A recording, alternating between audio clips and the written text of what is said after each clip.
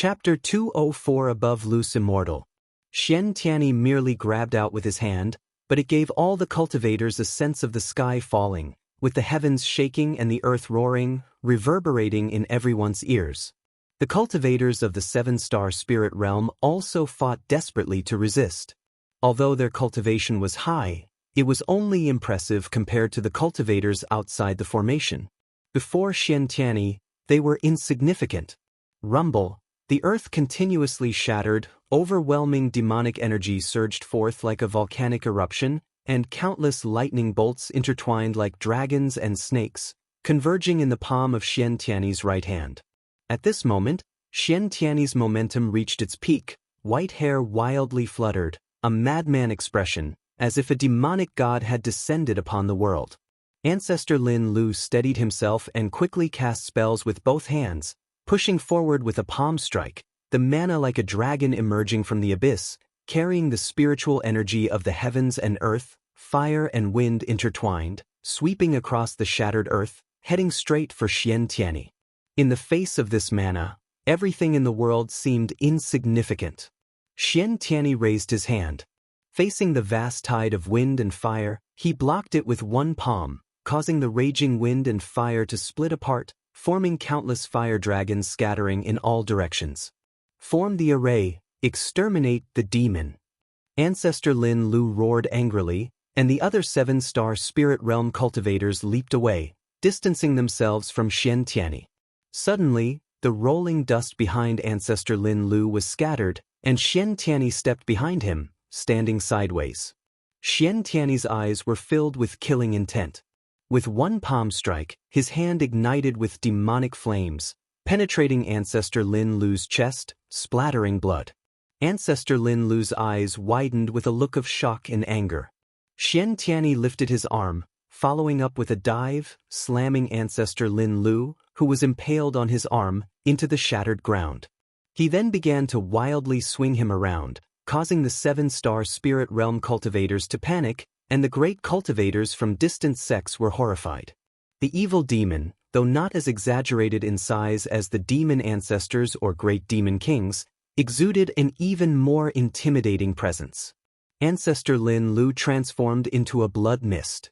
In an instant, his body reappeared dozens of miles away, covered in blood, with his robe tattered, no longer composed as before. Xianxia stepped out from the blood mist. As he looked up, countless sword shadows emitting silver light descended from the sky, engulfing him in an instant, causing dust to rise like a dragon swallowing the sky. Boom! Boom! Countless sword shadows bombarded the ground, causing the entire earth to tremble violently. The ones casting the spells were dozens of seven-star spirit realm sword cultivators. They floated high in the sky, each with their treasure sword inverted in front of them, the blades vibrating with a clear and piercing sound. Watching the formidable sword array of the seven-star spirit realm, the cultivators of various sects were elated. They retreated one after another, distancing themselves from the battlefield. The difference in cultivation levels was too great. Even flying was difficult, so they had to expand the encirclement. LV Baiyin grabbed and Hao and quickly retreated. "Master, is there no hope?" And Hao looked at LV Baiyin, gritting his teeth. Hearing that Xianxia had been possessed, his heart ached terribly. LV Baiyin gazed at the chaotic and terrifying battlefield in the distance, speaking in a solemn tone. "The urgent task now is to eliminate the demon." Li Ya and Zhang Buku were also retreating. Their cultivation level was too low. Facing Xianxia's demonic power, they felt suffocated. "Brother Li, there's no way to take advantage of this situation." Zhang Buku whispered urgently. He felt that the Holy Land was not containing the evil demon. Li Ya didn't speak. He was equally nervous. In his eyes, the Holy Land was the most powerful force in the world. With the Holy Land leading the way, their pressure should be less. But once the evil demon appeared, the situation was completely reversed, and even the mighty Holy Land was being suppressed. On the other side, Ancestor Lin Lu flew high into the sky, taking out various magic artifacts. While forming an array, he cast spells to attack Xianxia. "What's going on? He shouldn't be this strong," Ancestor Lin Lu thought fearfully. He could feel that Xianxia was still growing stronger, even challenging a higher realm. The realm above Lu's Immortal. In the Six Stars Cave, there was only one person in that realm, and that person was not on the continent. After reaching the realm of Immortal Path, most cultivators would not stay on the continent. He usually roamed the oceans and would not have returned if not for the family incident. Before he could think further, a surge of demonic energy burst from beneath the sword array, scattering it. Dozens of seven-star Spirit Realm sword cultivators spat blood and were sent flying. This demonic energy, like a blade, pierced through the sky, aimed at Ancestor Lin Lu. Too fast. It was so fast that Ancestor Lin Lu couldn't dodge and could only instinctively use mana to defend. Boom! His figure was engulfed by demonic energy, and the clouds in the sky were also pierced. As the demonic energy dissipated, sunlight shone through the gap in the clouds. All of the magic artifacts in front of Ancestor Lin Lu shattered, and though he barely managed to block it, he was covered in blood, looking miserable. He was also at the Lu's Immortal realm, and at the 8th floor of cultivation, but before Xianxia, he was defenseless. Damn it! Ancestor Lin Lu roared, his mana bursting from within, further shattering the ground below. Earth's spirit energy surged up like a celestial screen, covering hundreds of miles, grand and majestic, engulfing his figure. Xianxia suddenly appeared behind one of the seven-star Spirit Realm cultivators, grabbing his head. The cultivator's face showed terror. Before he could resist, Xianxia directly extracted his soul, opening his mouth to forcibly devour it. He then released his right hand, and the soulless cultivator collapsed to the ground. This scene terrified the other seven-star Spirit Realm cultivators, who fled in panic. Xianxia immediately disappeared and reappeared behind a female cultivator, grabbing her head and devouring her soul. These Mahayana cultivators had no chance to resist in his presence. Boom, a gust of wind came, and Xianxia instinctively turned his head. He saw beam after beam of green light phantoms rushing out of the spiritual energy curtain covering half the sky. Each held different forms of magic artifacts, stood 100 feet tall, and looked like celestial soldiers from another world, unstoppable. The Third Medicine Valley. Guan sat at his desk, practicing calligraphy while watching the battle. Possessed by the evil demon, Xianxia suppressed the seven-star Spirit Realm alone. That Lu's Immortal constantly displayed divine skills, shaking the heavens and earth, but was unable to harm Xianxia. Instead, he watched as Xianxia continuously devoured souls. Guan sensed that 10 Lu's Immortals were heading to the battlefield, flying in from the northern coast of the continent with great speed. They should be reinforcements for the seven-star Spirit Realm. Strange, there is still Xianxia's soul aura within him. It doesn't seem like possession, but the two are so perfectly integrated, it's as if they were originally one, Guan wondered. He initially planned to act once the evil demon broke free, but he had to wait because of Xianxia. The seven-star Spirit Realm intended to use the evil demon to bolster their Holy Land's prestige while luring Xianxia into a trap, weakening the Supreme Sect's explicit power and reputation. It was truly sinister. But the evil demon was on the verge of breaking through to Wandering Immortal, which shouldn't have been part of the seven-star Spirit Realm's plan. Otherwise, Ancestor Lin Lu wouldn't have acted early, forcing the evil demon to break free prematurely. The variable was Xianxia. Xianxia seemed to have additional secrets unknown to others. Thinking carefully, Xianxia's talent didn't seem trainable by the Supreme Sect, and his growth didn't involve training in the seven-star Spirit Realm but rather heading south instead. In any case, Guan was determined to rescue Xianxia. Now the seven-star Spirit Realm found itself in a difficult situation, and it was perfect to use the evil demon to weaken the realm's power and prestige. At the very least, let the other sects know that the seven-star Spirit Realm was not invincible. Guan's eyes turned subtle when he saw Xianxia spared Ji Xianling. Besides Ancestor Lin Lu and Ji Xianling, all the other seven-star Spirit Realm cultivators had their souls devoured, leaving only their shells. Without anyone to restrain him, Ancestor Lin Lu was no match for Xianxia either.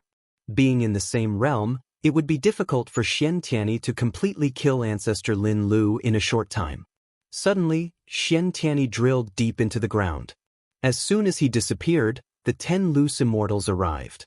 In the battlefield of the demon land, the world turned dark, and the land was buried in overwhelming dust, resembling the early chaos of creation. Ancestor Lin Lu looked around at his fellow disciples and said solemnly, "He's about to break through to wandering immortal." Upon hearing these words, the 10 loose immortals' faces changed dramatically. Without needing further orders, they all plunged into the ground fissures, chasing after Xianxia. Ancestor Lin Lu took out an elixir and swallowed it, then began cultivating energy midair to heal. His face was grim, filled with fear.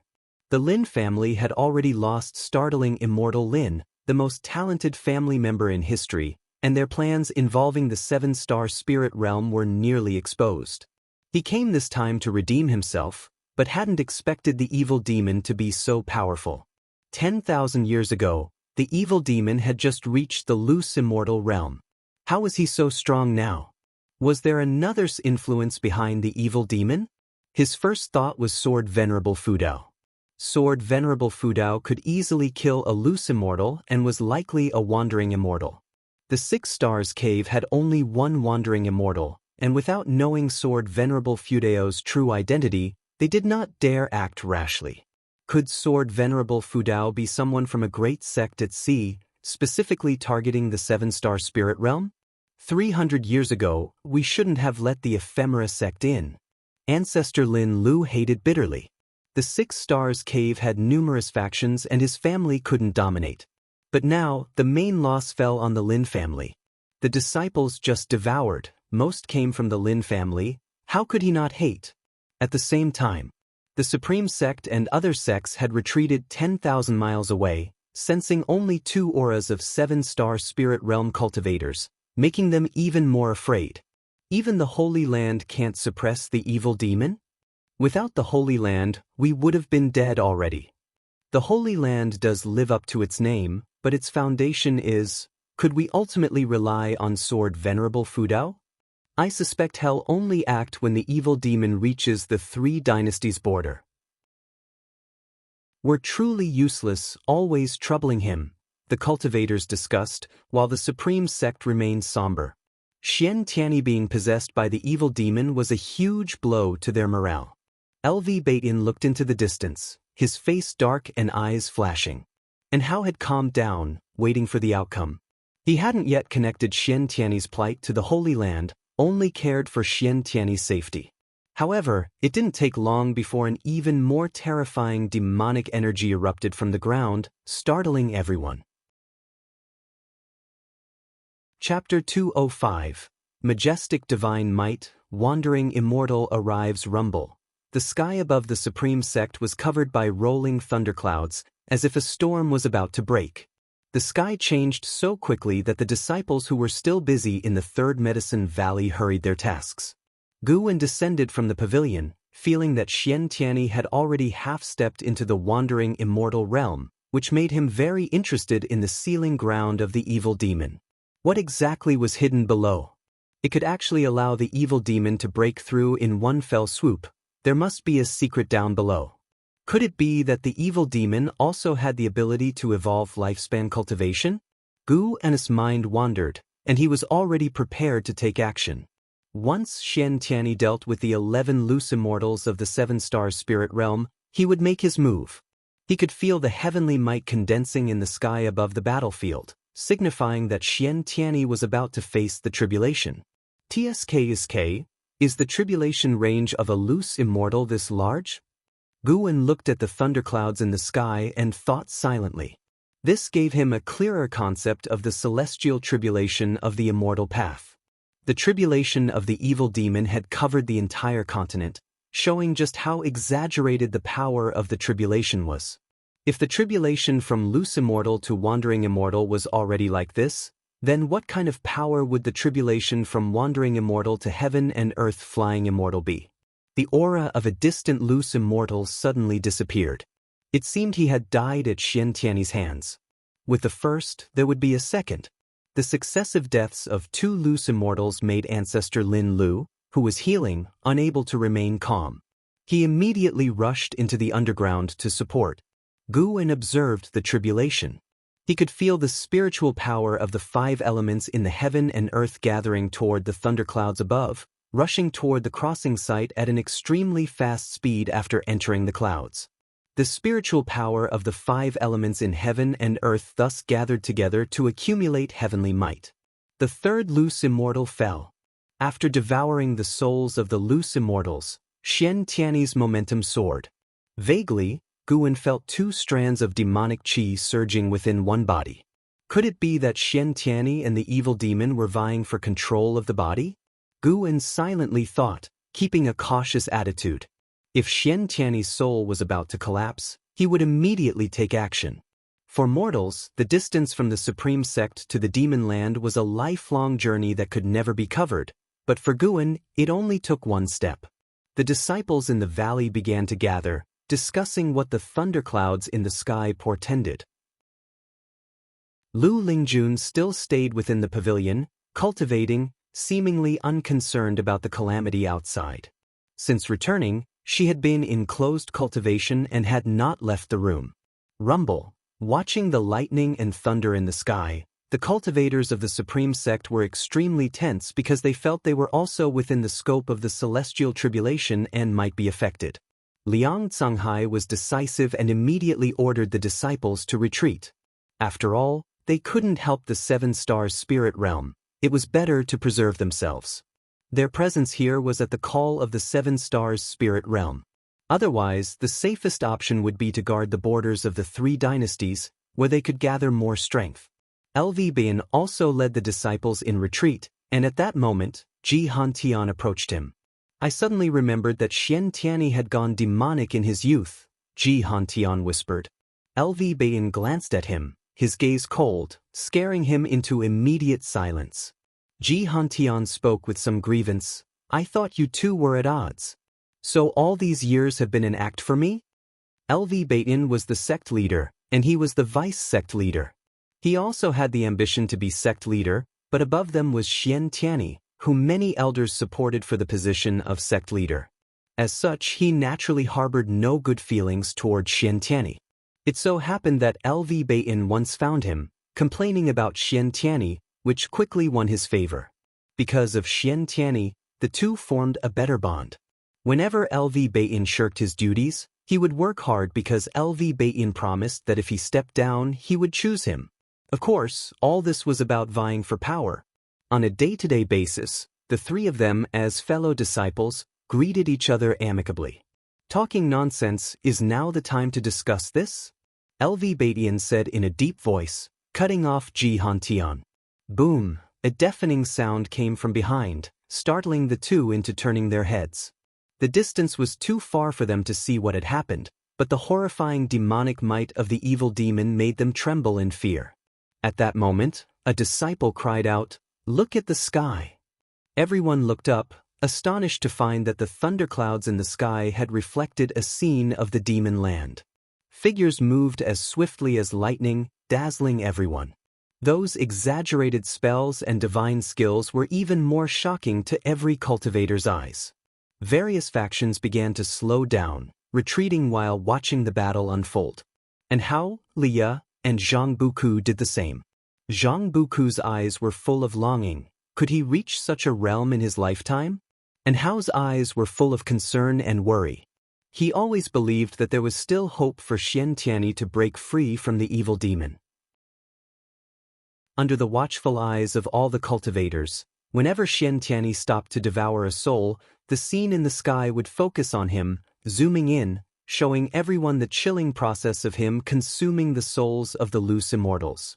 Xianxian's face displayed 2 different expressions, arrogance and cruelty on the left, frowning and pain on the right. This made him look even more bizarre. Time continued to pass.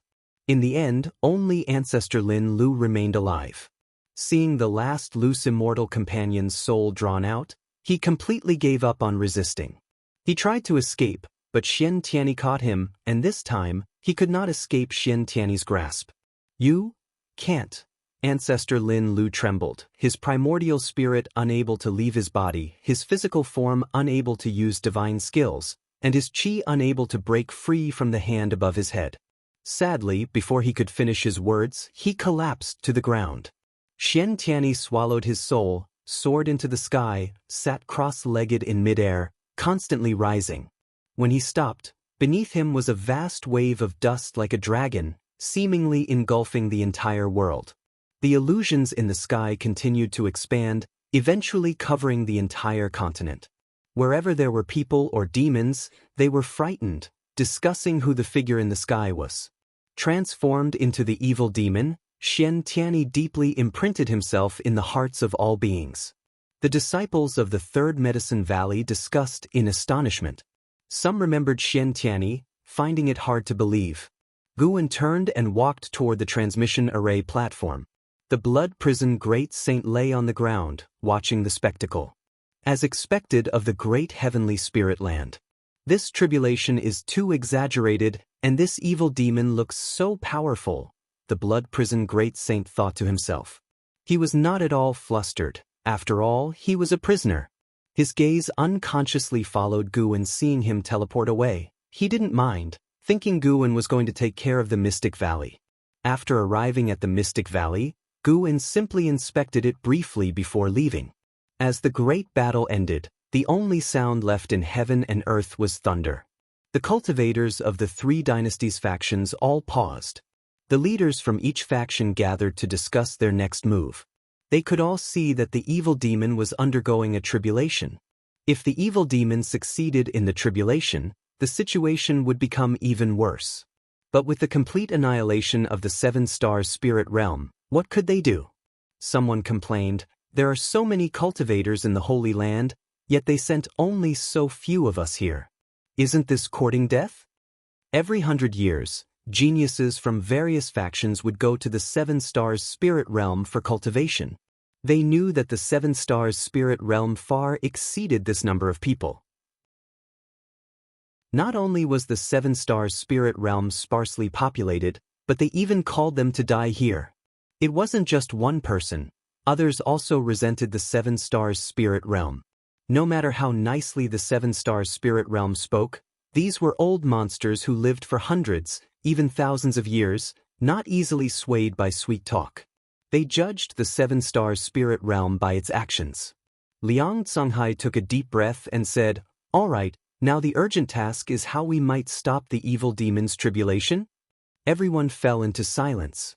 The gap in realms was too vast, they had no chance of winning. Daoist Lord suddenly said, "I foresee that the fate of the three dynasties has not yet run out. Perhaps there will be a turn of events. The Seven Stars Spirit Realm, after all, is an ancient holy land. Having lost so many people, they will not let it go easily." As soon as he spoke, everyone heaved a sigh of relief. They trusted the Daoist Lord greatly. LV Batian said nothing, his gaze fixed on the illusions in the sky. Time flew by, and those who came to fight felt agony. The people of the three dynasties were even more tense, watching the demon go through the tribulation, guessing what might happen next. Some even prayed for Xianxia to fail the tribulation. And Hao sat cross-legged on the ground, both restoring his spiritual energy and keeping a close watch on the sky. Zhang Buku and Lia did the same, though they were more curious about Xianxia's actual realm, finding the tribulation's momentum excessively exaggerated. On the other side, suspended high in the sky, Xianxia was surrounded by demonic qi. The demonic qi from the underground pierced through the dust of heaven and earth, entering his body, continuously boosting his momentum. "Xianxia, have you forgotten you consider yourself a hero of the righteous path?" A voice rang out in fury and alarm. From the dust wave emerged the disheveled Ji Xianling, shouting angrily at Xianxia. Xianxia's right eye opened, his brow furrowed, half his face showing a struggling expression. At that moment his other eye opened, glancing at Ji Xianling with a gaze full of soul-chilling murderous intent, making Ji Xuanling's heart quake. Xianxia's lips quivered slightly, laboriously uttering two words, "Run away." As soon as he finished speaking, his right eye closed, and his entire face's expression returned to a unified look of cruelty and malevolence. He raised his right hand, aiming at Ji Xianling. Innate 5 elements divine thunder tribulation. To think you, fiend, can undergo one of the top 10 tribulations of all time. A voice, like that of a heavenly god, resounded throughout the continent, shaking all beings to their core. Anyone who heard this voice was instinctively filled with awe. Ji Xianling instinctively turned his head, seeing a massive hole suddenly form in the thunderclouds above. A figure shining brightly descended from the sky, pressing the two of them down, scattering the boundless dust waves on the ground. Boom! Xianxia sat on the ground, the ruins within a 100-mile radius collapsing, forming a massive circular pit. A figure descended in front of Xianxia, causing him to look up in fear. For the first time, he showed such an expression. Chapter 206, Domineering. Sword Venerable Fudao. Ji Xianling also fell to the ground, but unlike Xianxia, he did not bear the overwhelming pressure that surpassed a loose immortal. After landing, he only staggered a few steps. He quickly raised his eyes to look, his gaze locked on the mysterious figure in front of Xianxia. It was a figure shining with a strong light, and he recognized the identity of the other person at a glance. Cave Master! Ji Xianling exclaimed in surprise. The Cave Master of 6 Stars Cave, Divine Soul True Lord. The Divine Soul True Lord stood tall, draped in a wide, black robe, with white clothes cinched with gold thread underneath, and a jade-adorned green silk belt. His black hair was coiled with 3 small swords. His expression was cold, and he looked down at the seated Xianxia with eyes so frigid they seemed to freeze time. The illusion in the sky mirrored Xianxia's figure while also reflecting the image of the Divine Soul True Lord, allowing everyone in the world to see his true appearance. Even the most esteemed great cultivators instinctively revered the Divine Soul True Lord at first sight. Just by standing there, the Divine Soul True Lord exuded an invincible aura. The people of the world were even more encouraged. The invincible evil demon cowered before the Divine Soul True Lord, all his previously established terrifying aura completely gone, now appearing so weak. Xianxia did not want to stand up, but he simply could not. The gap between a loose immortal and a wandering immortal was as vast as the difference between clouds and mud. Xianxia looked at the Divine Soul True Lord in terror, a look of pleading in his eyes. Thousands of miles away. And Hao looked at the illusion in the sky showing the Divine Soul True Lord and panicked immediately. Under his watchful gaze, the Divine Soul True Lord raised his right hand, and his imposing voice echoed across the entire continent. Today I, the True Lord, will execute the demon for the sake of all living beings. His voice, akin to a god's, reverberated with rolling thunder. No! And Hao shouted with all his might, immediately wanting to leap up to intervene. Almost instantly he felt a tap on his shoulder, causing all his spiritual power to dissipate, rendering him unable to fly up. Zhang Buku, Li Ya, and many disciples of the Supreme Sect glimpsed a shadow so fast they thought it was a hallucination. After speaking, the Divine Soul True Lord prepared to finish Xianxia with a single palm strike. Ji Zunling's face changed drastically as he opened his mouth to plead. Suddenly, a hand pressed down on the Divine Soul True Lord's shoulder, dispersing the bright light on him, altering his expression and halting his right palm. Xianxia also saw someone suddenly appear behind the Divine Soul True Lord, his expression changing dramatically as he struggled visibly. Ji Xianling gaped in shock, staring at the person behind the Divine Soul True Lord. At this moment, all living beings saw the person behind the Divine Soul True Lord in the sky. In the Third Medicine Valley, Lu Lingjun pushed open the door, just in time to see the illusion in the sky, her expression changing accordingly. Outer Gate City, Heavenly Repair Platform. Standing beside the heaven-cutting axe, Zuijian looked up at the sky and murmured, "Sword Venerable Fudao." In the distance, Di Xia also recognized the mysterious figure, growing nervous immediately. Sword Venerable Fudao was going to confront the 7 Stars Spirit Realm's expert? And how, upon seeing Sword Venerable Fudao's figure, became excited, clenching his fists tightly. He thought it was his master who finally came to help him out of reluctance. Leah also became excited. The patriarch had actually come. Zhang Buku was simply curious about who had suddenly arrived. LV Baidian, looking at the sky, visibly sighed in relief. The leaders of other sects were stunned, not understanding why Sword Venerable Fudao had intervened. In the illusion in the sky, the Divine Soul True Lord slowly lowered his right hand, glancing back and asking, "Could it be that you are the Sword Venerable Fudao who recently made a name for himself throughout the land?" Behind him stood a demonic shadow, shrouded in dark purple demonic qi, mysterious and ominous. Guan suddenly pulled him behind and then stepped forward. The Divine Soul True Lord's expression changed dramatically, and his body involuntarily recoiled. Guan stepped forward to stand before Xianxia, extending his right hand, pointing 2 fingers at Xianxia's forehead. The magic of heaven and earth flying immortal erupted, forcibly expelling the demon soul from Xianxia's body, dispersing the demonic qi, making Xianxia grimace in pain. This scene shocked everyone in the world. This wasn't the evil demon? Everyone saw a demonic shadow emerge from Xianxia, identical to his form. Before the evil demon could resist, Guan's right hand opened, swiftly grabbing it and capturing it in his palm. The demonic pressure that shrouded the continent disappeared instantly, leaving everyone feeling inexplicably relieved, as if a heavy burden had been lifted from their hearts. You, the Divine Soul True Lord, was enraged. As the cave master of 6 Stars Cave, he naturally knew the evil demon's true origin. Though not personally leading it, he had allowed it. Sword Venerable Fudao was slapping him in the face. Guan turned and stood side-on to the Divine Soul True Lord. Xianxia spat out blood, collapsing forward, his forehead landing on Guan's thigh. Before closing his eyes, he weakly uttered, "Fudao." He collapsed by Guan's leg, his consciousness plunging into darkness. Sword Venerable Fudao made no sound, allowing him to lie there, calmly staring at the Divine Soul True Lord. The people of the world held their breaths. Everyone could feel the standoff between the Divine Soul True Lord and Sword Venerable Fudao, recognizing that Sword Venerable Fudao had come to save the one possessed by the evil demon. More accurately, to save the one possessed by the evil demon.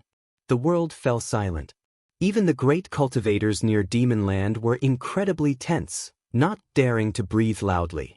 Blood Prison Great Saint, lying on the ground, looked at Guan's figure, eyes full of admiration. Such domination! Without saying a word, everyone could feel his strong intent. Blood Prison Great Saint suddenly felt his past self was incredibly weak. Always boasting, but compared to the great cultivator of the upper realm, his spirit fell short by miles. Not just him, everyone else felt the Divine Soul True Lord had fallen to a lower position. This mysterious figure effortlessly pulled the Divine Soul True Lord away and scared him into inaction. Their abilities were clearly unmatched. Ji Xianling, closest to them, was utterly shocked. He knew better than anyone the power of the Divine Soul True Lord. In the 7-star spirit realm, centered around 6 Stars Cave, the Divine Soul True Lord was as divine as an immortal to them, representing the continent's strongest being. Such an existence was easily pulled away by Sword Venerable Fudao? Ji Xianling finally understood why the 7-star spirit realm had suddenly changed their mind and decided to come forth to save the people. They feared Sword Venerable Fudao and wanted to restore their image. The Divine Soul True Lord's face was extremely grim, caught in an inner struggle between choices.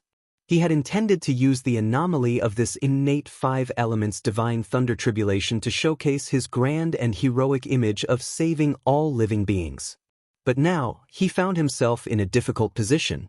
If he acted, he couldn't be sure of winning, plus what would the world think of him? If he didn't act, how would the world view the 7-star spirit realm? Who exactly are you? Do not say you're from the Supreme Sect. This land could not possibly spawn someone as powerful as you. The Divine Soul True Lord asked solemnly, this time, not letting his voice echo across the continent, only audible to himself, Guan and Ji Xianling. Guan did not answer him but raised his right hand and pointed his index finger at his face. Somehow, facing Guan's fingertip, the divine soul true lord felt fear. Too overbearing. The other party didn't want to converse, only conveying one message, for him to back off. Otherwise, the divine soul true lord realized that, given the unmatched power of the other party, he might very well die. He was, after all, a wandering immortal. Not only on this continent but across the nearby sea areas, his cultivation level was among the top. In an instant, many thoughts crossed the divine soul true lord's mind. Finally, he coldly snorted, flicked his sleeves, and disappeared within a few steps. He left gracefully, yet in the people's eyes, it was a stance of fear, no matter how upright his posture was. The reason Guan didn't kill the divine soul true lord was that the world was watching, and a public execution would not be good. Firstly, because the seven-star spirit realm was a holy land here to save the world, and secondly, to avoid drawing other great cultivators from the star caves. However, sometimes, not killing had a greater deterrent effect than killing. Not killing could both instill fear and leave room for the opponent to fantasize. Killing meant a never-ending vendetta. Guan looked up. The celestial might was dispersing. With the evil demon gone and unable to cross the tribulation, the heavenly tribulation naturally couldn't continue. He then vanished from the spot. Xianxia, leaning against Guan's leg, fell forward, and Ji Xianling appeared out of thin air, catching him before his forehead hit the ground. Seeing this, LV Bayin immediately called for Supreme Sect disciples to follow him to rescue. Over 10,000 Supreme Sect cultivators flew up all at once, fearless, every one of them with excitement written on their faces. With Sword Venerable Fudao present, what did they have to fear? Leaders from other sects exchanged glances.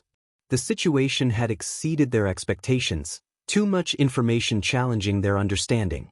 Liang Canghai took a deep breath and said, "The three dynasties advance and retreat together." With that, he immediately flew towards Xianqian's sect. Other sect leaders snapped out of it and went to give orders.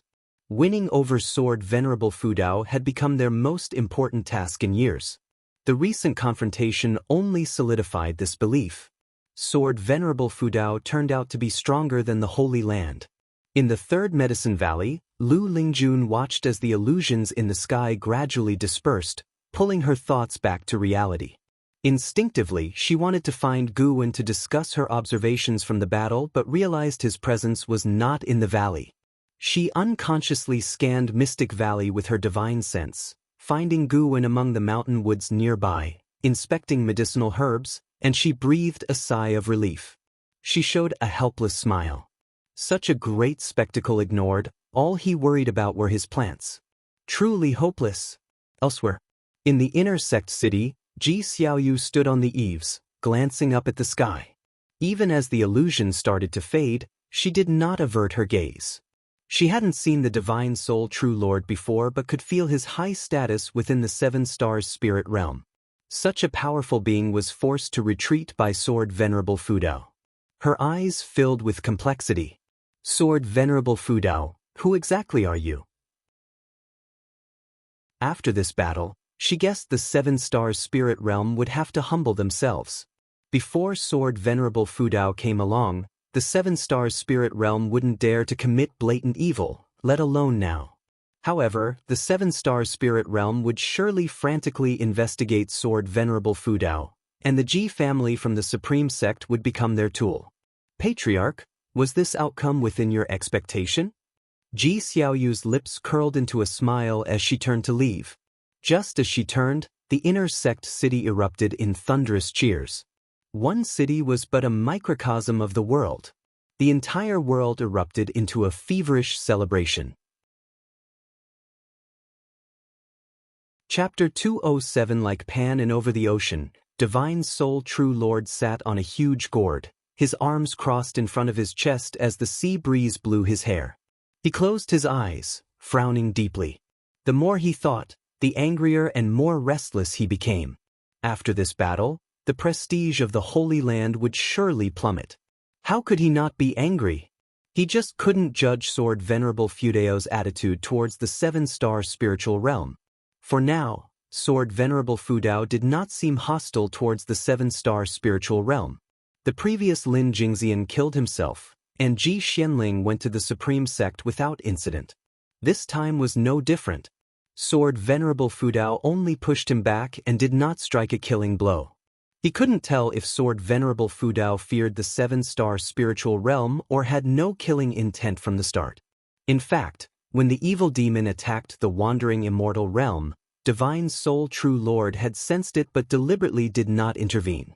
He allowed the Lin family loose Immortal and disciples to be devoured by the evil demon to create a more terrifying image of the evil demon.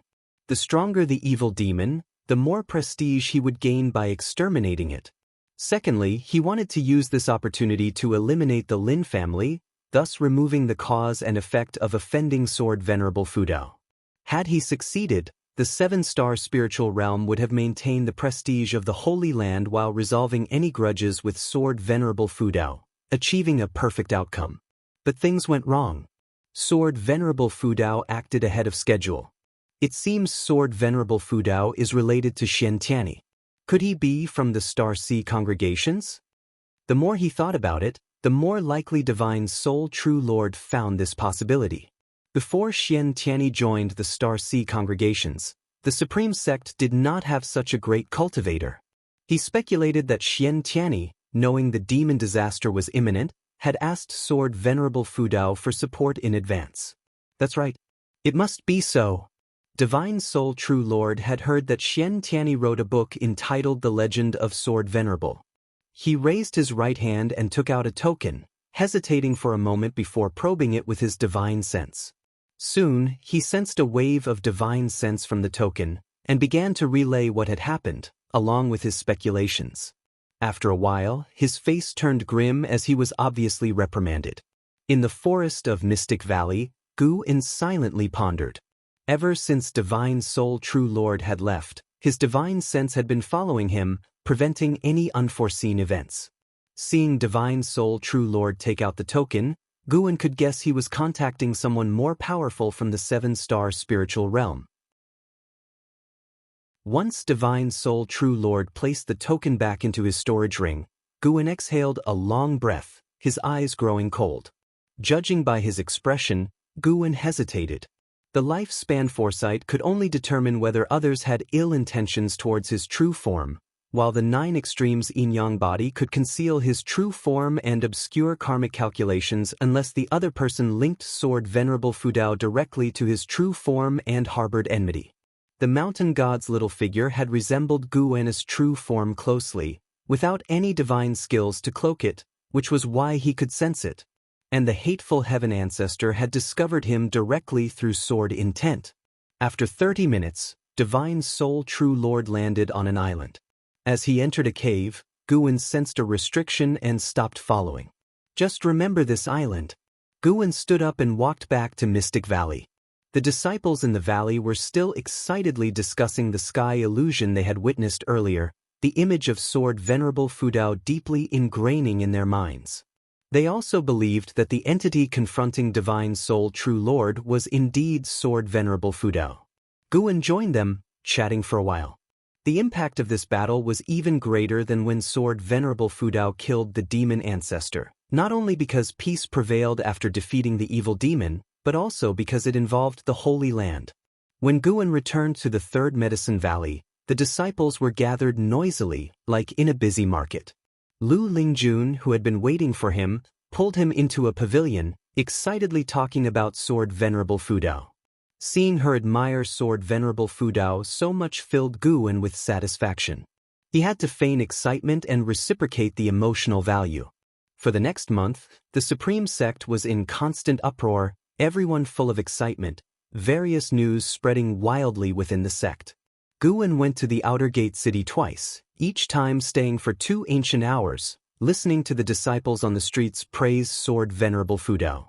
It was worth noting that within this month, Guin noticed more cultivators arriving from the sea, some even in the realm of Immortal path, spreading throughout the Immortal cultivation world, gathering intelligence on the 7-star spiritual realm and Sword Venerable Fudao. Guan suspected they might be from another great power. He thought of hateful heaven ancestors, foes from the Star Sea congregations. The Star Sea congregations was a colossal power at sea. At least in hateful heaven ancestors' mind, the Star Sea congregations were on par with the seven-star spiritual realm. Could the Star Sea congregations be preparing to strike at the seven-star spiritual realm? Although Guan let his imagination run wild, he remained calm, continuing his peaceful farming life.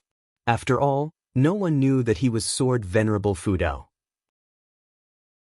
After the winter snow fell, the cultivators who had fought the evil demon began returning to the supreme sect. It was worth mentioning that Li Ya and Zhang Buku also returned. Sensing their auras flying towards Mystic Valley, Guan awaited them in advance. The two still shared the North Sea heavy sword. Zhang Buku, looking at the forest covered in snow, appeared nervous. He was returning to the Medicine Valley where his father used to live, eager to see martial Uncle Gu again. The more Zhang Buku thought about it, the more nervous he became. Leah reminded him not to mention their injuries to Guan and to speak based on Guan's reactions. Zhang Buku felt helpless but could only agree. After a short while, Leah and Zhang Buku flew into Mystic Valley. Their arrival drew the attention of the servant disciples. "Senior brother Li." Lu Jiujia walked over excitedly, full of surprise. Of all those who had left Mystic Valley, who was the most formidable? Naturally, it was Leah. Despite losing miserably to An Hao and missing the Golden List because of it, Li Ya's strength had earned the Supreme Sect's recognition, making him Mystic Valley's pride. Leah looked at Lu Jiujia, knowing he was Guan's junior brother. He nodded slightly and said, "I am here to see your senior brother." Before Lu Jiujia could reply, a voice floated down from the pavilion. "Senior brother, Buku, come up." Hearing Guan's voice, Zhang Buku became excited. Leah glanced at him and then led him upstairs. Watching Leah's confident back, Lu Jiujia's eyes were full of envy. Leah lived the life he desired. Soon, Leah and Zhang Buku reached the upper floor and entered the room. Zhang Buku, seeing Guan, became so excited that he knelt down immediately. Leah hurriedly closed the door in fright. If word got out about his closest brother kneeling to his junior brother, it would be a scandal. "What are you doing? Get up quickly." Guan, sitting at the desk, said helplessly. Leah immediately pulled Zhang Buku up, glaring at him for losing face. Zhang Buku ignored Leah and looked at Guan with a silly grin. Guan gestured for them to sit and then got up to pour them tea. "Senior brother Li, how have you been these years?" Guan asked warmly. Leah immediately started boasting about his encounters and his progress in cultivation. Throughout the conversation, Zhang Buku hesitated to speak. Guan placed 2 cups of tea before them. Zhang Buku wanted to stand and bow, but Guan stopped him with a look. Seeing Guan's one glance making Zhang Buku obedient, Leah felt a pang of jealousy amidst his storytelling. "By the way, junior brother Gu, when did you descend the mountain without telling me? If I had known you were visiting senior brother Zhang, I definitely would have gone too." Leah suddenly recalled, asking sternly. Guan rolled his eyes at him and said, "At that time, Buku was still a minor. Could you have come with me? You were focused on proving yourself." Leah heard this and gave an embarrassed smile. His relationship with Zhang Qianxia was average. Even if he had free time, he wouldn't have gone unless Guan insisted. Guan turned to Zhang Buku and asked, "How has it been following senior brother Li? Any injuries?" Zhang Buku was about to speak when Leah interrupted. "How could you get injured following me? These years, we've been a great team, having everything we wanted, and our cultivation has advanced rapidly." Seeing this, Zhang Buku could only nod. Then Leah shifted the topic to Sword Venerable Fudao, instantly changing the subject. Zhang Buku, who admired Sword Venerable Fudao, couldn't stop talking. Guan smiled at them, occasionally chiming in. Did Leah really take him for the primordial ancestor? The proud look on his face made Guan want to laugh. As for Zhang Buku, although excited, he wasn't as exaggerated as Leah. Hearing Guan praise Sword Venerable Fudao made Leah feel greatly satisfied. He wanted to tell Guan that Sword Venerable Fudao was their Li family primordial ancestor. but recalling the primordial ancestor's instructions, he could only hold back. He hadn't encountered the primordial ancestor in a long time. What was the primordial ancestor doing? Was he busy teaching Enhao? On the way back, Liya had communicated with Enhao, and compared to Enhao's progress, his achievements over the years were negligible. Once again he felt sour. The primordial ancestor favored Enhao for his talent, but guided him out of blood and kinship. Guan didn't know what Liya was thinking but felt his mood suddenly drop. He didn't want to inquire and took the chance to focus on Zhang Buku, feeling slightly irritated by Liya's hogging of the conversation earlier. Bullying my nephew? I'm fine.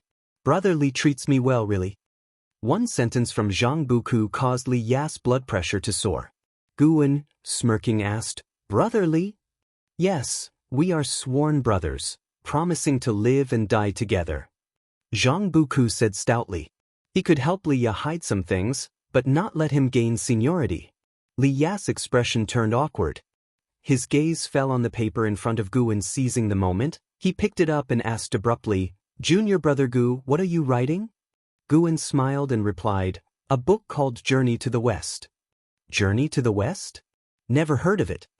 Just started writing it. All right then, I wish you to become a famed writer like Panin. Liya skimmed a few lines before putting it back, mainly using it to divert the conversation. He didn't really care about Journey to the West. Zhu Beiji carrying his wife? What nonsense. This book seemed boring at first glance. Chapter 208 Hostility from the Divine Soul. True Lord. When Liya put down the paper, the conversation unconsciously turned back to Sword Venerable Fudao, as if they could talk about him endlessly. Zhang Buku said that earlier, when Sword Venerable Fudao made his move, he saw a blurred figure, suspecting it was Sword Venerable Fudao, who passed right in front of them. Liya also said he saw it, and the two were quite convinced. Guan found it amusing. He had deliberately let Enhao and the other two see him, accurately speaking, let the cultivators from the Supreme Sect notice that he was coming from there. With the limitless freedom step, Guan could move beside Divine Soul True Lord in one step. The three chatted for another ancient hour before Liya and Zhang Buku bade farewell. Liya was preparing to bring Zhang Buku into the sect, and there were many things to be busy with, so Guan naturally did not keep them. Watching them disappear into the heavy snow, Guan stood there for a while before entering the house. At the end of the year, as the spring festival approached, since the human race had completely overcome the demon calamity, it seemed peaceful days were ahead, so LV Baixia ordered an extravagant spring festival celebration this year. Before the spring festival even arrived, each city began preparations, and this atmosphere also affected Mystic Valley and the Third Medicine Valley. To welcome the new era, LV Bayin issued various decrees, raising the treatment of every level of disciple, down to even the servant disciples, making the entire sect jubilant.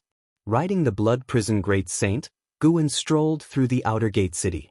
He could sense many people hiding their cultivation levels in the city, with more than 20 mystic heart realm cultivators, 3 Mahayana realm, and 1 in the Nirvana realm.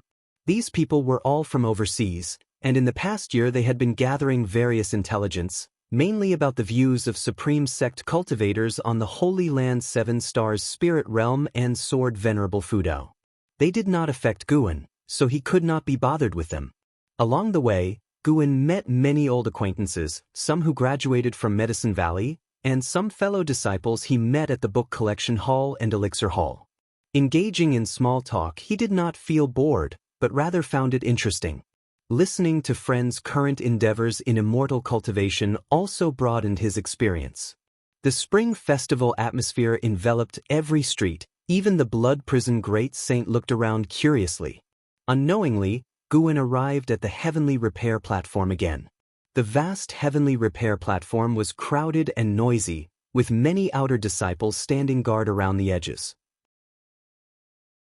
First vanquish the demon ancestor, then eliminate the evil demon. Sword Venerable Fudao's prestige had reached its peak. Even disciples from other sects would come to the Heavenly Repair Platform to worship the words, righteous path. The entire immortal cultivation world was discussing Sword Venerable Fudao, And it was worth mentioning that the sword Venerable legend written by Xianxia had become a hit. In the book, sword Venerable Fudao liked to tap his enemies on the shoulder at night, which corresponded perfectly with the earlier scene where he pressed down on Divine Soul True Lord's shoulder, making people wonder if Green Hero knew sword Venerable Fudao. Guwen just watched from below the platform. There were many like him, mostly Foundation Establishment Realm and Qi Cultivation Realm, content to watch the excitement from afar. Then, Guwen patted the Blood Prison Great Saint, guiding it. With the festival coming, he had to prepare gifts for the disciples. This year's Spring Festival held a different meaning, as the Supreme Sect was ready for rapid development. The previous Golden List Conference, Alchemy Meeting, and the world's first Sword Dao Conference had accumulated enormous wealth for the Supreme Sect, and now with the world in peace, it was time to make great strides. Guwen also needed to gather high-rank medical herbs for the Grotto Heaven. Suddenly, a prompt appeared before Guwen's eyes. Divine Soul True Lord has developed hostility towards you and formed the intention to kill. Would you like to perform lifespan detection on him? A prompt suddenly appeared before Guwen's eyes, making him frown. Well then, Guwen took a deep breath and chose to perform lifespan detection. He had looked before and wanted to see again because this time it was about his own life. Divine Soul True Lord, Wandering Immortal Realm 3rd Layer 28098/13000/1800000. Currently, he had around 10,000 years of life left. He should be able to seize 10,000 years of life. Guwen changed his mind and had the Blood Prison Great Saint leave the Outer Gate City, heading outside instead of towards the inner sect, finding an uninhabited forest to stay for a while. Within a secluded palace, the floor reflected a luminous glow, with many spirit stones embedded in the stone pillars on both sides. It was these spirit stones that illuminated the hall. At the end of the hall, Divine Soul True Lord sat at the head seat, holding a scroll. He slowly opened his eyes and looked at the black-clad man kneeling in the hall, saying, "You may leave." The black-clad man immediately turned and left. Once the door closed again, Divine Soul True Lord frowned, with his left hand supporting his cheek and his right hand holding the scroll, deep in thought. His gaze occasionally glanced at the scroll in his hand. Xianxia, Divine Soul True Lord muttered to himself. Since leaving the continent, although he feared sword Venerable Fudao, he had not given up. He had ordered Supreme Sect spies to investigate all of Xianxia's relationships, and the scroll in his hand recorded everyone closely related to Xianxia. The rising power of the evil demon was likely related to Xianxia, and sword Venerable Fudao intervened to save him. No matter how he thought about it, Divine Soul True Lord blamed Xianxia for the failure in the battle against the evil demon. So he developed a murderous intent towards Xianxia and his close associates. But he dared not act rashly, for perhaps sword Venerable Fudao was among them in disguise. The mere thought of sword Venerable Fudao made Divine Soul True Lord feel troubled. Fortunately, the 3-star cave had not contacted him much over these years, or he really wouldn't know how to report back. Sigh. Divine Soul True Lord sighed, stood up, and prepared to head to the small spirit realm to seclude himself. The 7-star spirit realm needed to maintain its image and avoid being discovered by nearby great powers. As the high-standing cave master, he only needed to issue orders and would not personally manage things. He took 2 steps forward, just about to descend the steps. A hand suddenly landed on his shoulder. Although it was just a light tap, his heart stopped. He couldn't forget the feeling of being tapped on the shoulder by sword Venerable Fudao. Fear instinctively arose in his heart, and as he was about to speak, an overwhelming mana surged into his body, instantly turning his flesh into ashes, and even his primordial spirit vanished. The gap between the 9th layer of the Heaven and Earth Flying Immortal Realm and the 3rd layer of the Wandering Immortal Realm was immense. In front of Guwen, Divine Soul True Lord was no different from an ant. The scroll in Divine Soul True Lord's hand also turned to ashes along with him. Guwen, who had performed the 9 extremes yin-yang body technique, vanished as if he had never appeared. He quickly returned to the Supreme Sect, emerging from the bushes and walking towards the Blood Prison Great Saint. He had been out of the blood prison great saint's sight for less than 10 breaths. With its cultivation sealed, the blood prison great saint had no idea what he had done and immediately stood up after seeing him return. Gu hung the wildflowers he had casually picked on the blood prison great saint's horns and directed it towards Mystic Valley. The blood prison great saint did not think much and carried Guin away. At this moment, Guin appeared calm, but his heart was far from at peace. He looked again at the prompt. Killing Divine Soul True Lord had given him 10,500 years of life. The wandering immortal realm was indeed formidable, no longer akin to weeds. When he killed Divine Soul True Lord, Guin did not even dare to perform a soul search, as Divine Soul True Lord surely knew many high realm immortals, and he feared that soul searching might alert those powerful beings. He was already peering into the way of cause and effect. If he delved deeply into this path, it would be like gaining foresight of potential life threats. He had not even explored that cave. For a great cultivator like Divine Soul True Lord to disappear for decades or even 100 years was not unusual. It remained to be seen whether the Seven Stars Spirit Realm had a device to contact its disciples. Guin had once read a book stating that some sects across the seas possessed special artifacts. When a sect member perished, they could detect it immediately. Anyway, he would take a gamble. Guin would not allow someone harboring murderous intent towards him to live. The longer they were left unchecked, the greater the danger. After the Spring Festival, the Supreme Sect began promoting the world's first cultivation meeting. What was the cultivation meeting? This idea, inspired by the heaven-cutting axe, was to create a heavy object that participants would control with spiritual power. The announcement of this meeting caused widespread interest in the immortal cultivation world. Such a meeting had never been held before. LV Baiyan planned to prepare for 5 years and even hinted at participation from overseas cultivators. Since killing Divine Soul True Lord, Guin observed the territory of the 3 dynasties every day with his divine sense. Fortunately, everything was peaceful, and the lifespan detection had not been triggered.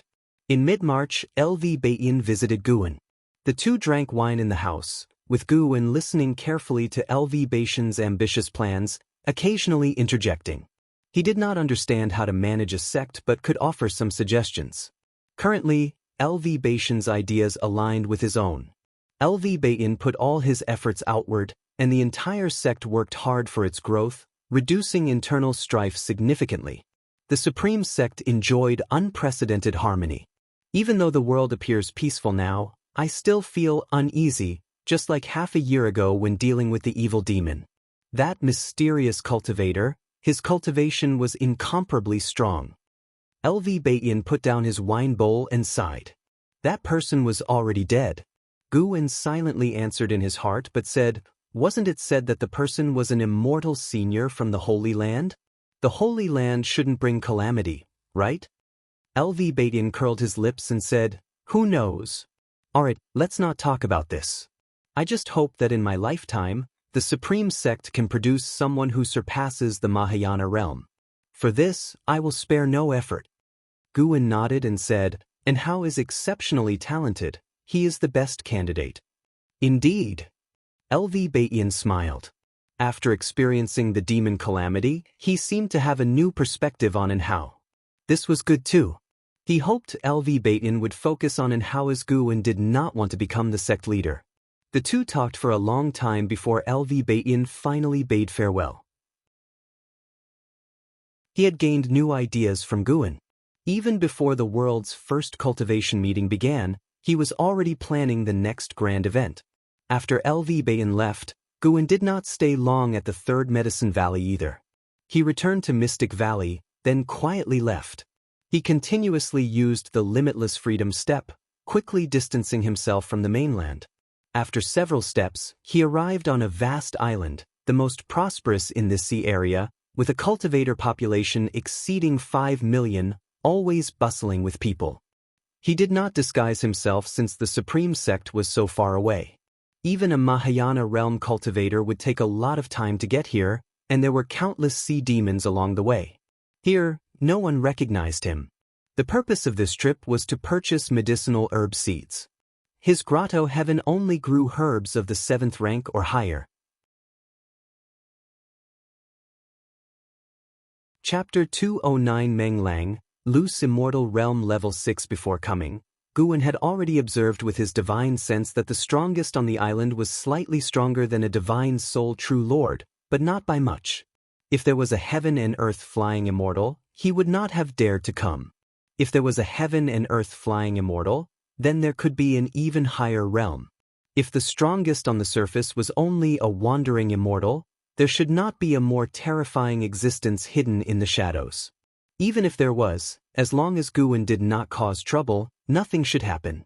He went to the Sea Protection Mansion in the city, intending to conduct a transaction and register for an identity token, which would allow him to enter and exit the various buildings. This was information he had gathered with his divine sense earlier. The Sea Protection Mansion was very large, with many cultivators coming and going, covering an area of 100 miles. As soon as Guwen entered, a servant greeted him. "Senior, may I ask what you are here for?" "To register for an identity token." "All right, let me take you there." "This way, please." The servant's demeanor was very respectful and enthusiastic. Guwen followed him. There were many servants like him.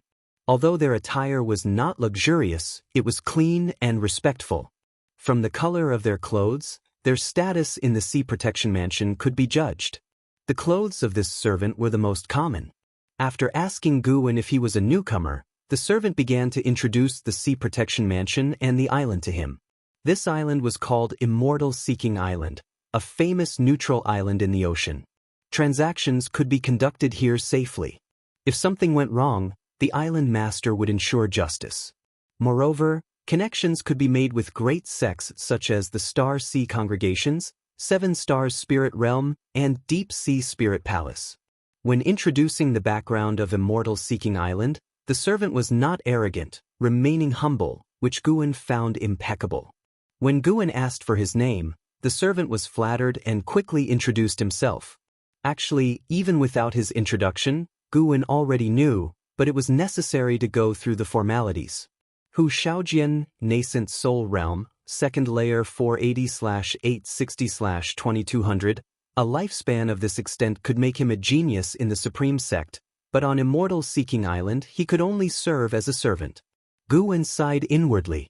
"By the way, Senior, have you reached the Immortal Path Realm? If so, I can guide you to obtain a high-rank identity token, which comes with various benefits." Hu Xiaojian asked cautiously.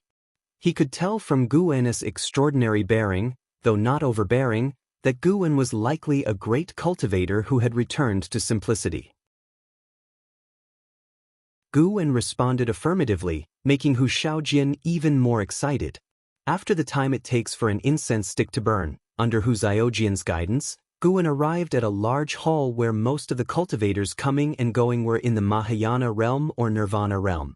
The Nirvana realm cultivators were likely outsiders like Guwen, while the Mahayana realm cultivators belonged to the Sea Protection Mansion. As for loose immortals, they were rare to encounter. Hu Xiaojian approached an elderly man and explained Guwen's intention. The elder immediately stood up and led the two to a side hall. Chu Feng, Nirvana realm, 5th layer 3860/15000/17,000. Guwen silently noted this information, then followed Chu Feng. Chu Feng took a white jade token, uninscribed, from a redwood cabinet, handed it to Guwen and said, "Inject your mana into this, then silently recite your name to register." Guwen took the white jade token, adjusted his cultivation level, and injected his mana. After a few breaths, he raised the identity token to show Chu Feng. "Meng Lang, Loose Immortal Realm, 6th layer." Chu Feng read aloud, then quickly raised his hand in salute, respectfully addressing him as senior. Hu Xiaojian was even more excited, also saluting. Guwen put away the identity token and casually asked, "I heard there are many benefits to a high-rank identity token?" Chu Feng nodded and respectfully introduced the benefits of a high-rank identity token. Tax transaction discounts, permanent cave residence, allocation of 5 servants, and more. Guwen was very pleased with what he heard and ultimately decided to have Hu Xiaojian lead the way, making Hu Shaojian feel flattered while Chu Feng smiled and encouraged Hu Shaojian. Thus, Guwen began his procurement journey on Immortal Seeking Island. First, he had to exchange for spirit stones. It was worth mentioning that on Immortal Seeking Island, the basic currency was a top-grade spirit stone. Low-grade and mid-grade spirit stones were not allowed here. Low-rank cultivators did not even have the qualification to enter the island, a harsh reality. But on second thought, who below the nascent soul realm could cross the ocean to reach Immortal Seeking Island? Immortal Seeking Island was surrounded by millions of miles of sea, with no other islands around. As for the mainland, it was even farther away. To Hu Shaojian, the seven-star spirit realm was a distant power. He had heard most about the star sea congregations, the overlords of the ocean. In the evening, Guwen returned to Mystic Valley. Purchasing medicinal herbs took time, not a one-time deal. However, Immortal Seeking Island had plenty of high-rank medicinal herbs, even offering 9th-rank medicinal herbs, enough to meet Guwen's needs. It was said that every few decades, immortal path spirit trees might even be auctioned on Immortal Seeking Island. After greeting the disciples in the valley, he went upstairs. Once the procurement was done, it would be time to publish Journey to the West. Today's trip to Immortal Seeking Island had put Guwen in a good mood. Using the name Meng Lang was a way to commemorate an old friend. He was not worried about being recognized. Most people who knew Guwen would never reach Immortal Seeking Island in their lifetimes. As for geniuses like Xian Tianyi and Hao, without advancing to the Immortal Path realm, they would find it difficult to come. If Xian Tianyi had connections with the Star Sea congregations, he might have the chance to go to Immortal Seeking Island, but he had never heard of Meng Lang. Guwen thought that many years later, if he met Xian Tianyi overseas, Xian Tianyi's expression would be interesting. Speaking of Xian Tianyi, that guy was still recovering from his injuries in the Supreme Sect. Who knows when he would recover his strength? Guwen set aside these thoughts and focused on writing. A month later, having just turned 98, Guwen came to Nianchu Cave. He found Tian Yaoer and brought her into his grotto heaven, then took out a large number of medicinal herb seeds and handed them to her for planting. Looking at the multitude of seeds, Tian Yaoer's eyes widened, her breath quickening. How long will this take to plant? Guwen had spent all his wealth, yet only a quarter of it was used. He chuckled softly. These seeds are at least 7th order. Be careful, if you ruin any, he'll have to hold you accountable. 7th order, 7th order? Tian Yaoer was stunned, then thrilled. With so many high-rank medicinal herbs properly planted, the spiritual energy here would be abundant, wouldn't it? She immediately began to take action. Guwen, on the other hand, infused his mana into the ground, converting it into 5-element spiritual energy. Relying solely on the grotto heaven to absorb Earth's spirit energy was too slow. Fortunately, the Heaven and Earth Primordial Skill documented a sorcery on how to convert mana into spiritual energy. Busy days awaited. Time flew by, and the immortal cultivation world welcomed a period of peace. In the blink of an eye, 2 years had passed. Guwen's total lifespan had reached 6,700,000 years. He had planted all the high-rank medicinal herbs he had purchased in his grotto heaven, but the maturity time for 7th-order medicinal grass was extremely long, so he had to be patient. Though the wait was long, once harvested, it would be an enormous amount of lifespan.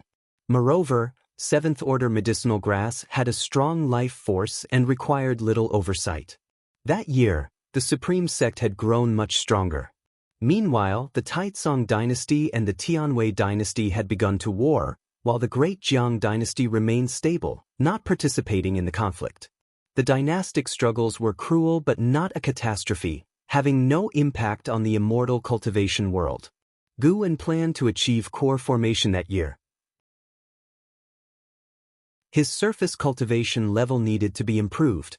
One day at noon, Xian Tianyi came to visit Guwen. As they entered the house to chat, Xian Tianyi cast many restrictions first. He was now the strongest cultivator in the Supreme Sect but still deployed many restrictions, indicating his awareness of several great cultivators infiltrating the Supreme Sect. Did you see the celestial phenomenon from that battle? Xian Tianyi turned to Guwen and asked solemnly. Guan nodded, then motioned for him to sit and talk. Bam! Xianxia slammed the table in fury, cursing, "I was schemed against by the 7 stars spirit realm.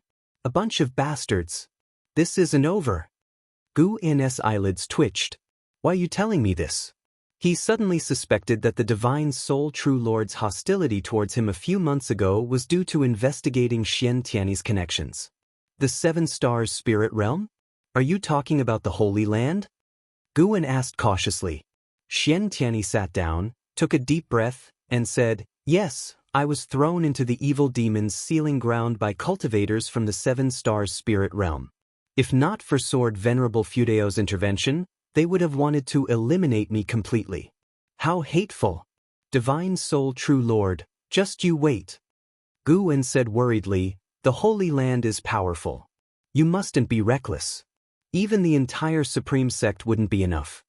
Xianxia looked at him and snorted, "I know that, but I'm not just a disciple of the Supreme Sect. I'm also a disciple of the Star Sea congregations. My peers have already infiltrated the Supreme Sect. I'm planning to head south and inform my master about this. The Star Sea congregations and the 7 stars spirit realm both follow the righteous path and do not harm the common people. I will ensure the 7 stars spirit realm doesn't have it easy." "How bold. You have a backer, and you didn't say so earlier? Forcing me to take risks?" Guan complained inwardly, feeling helpless.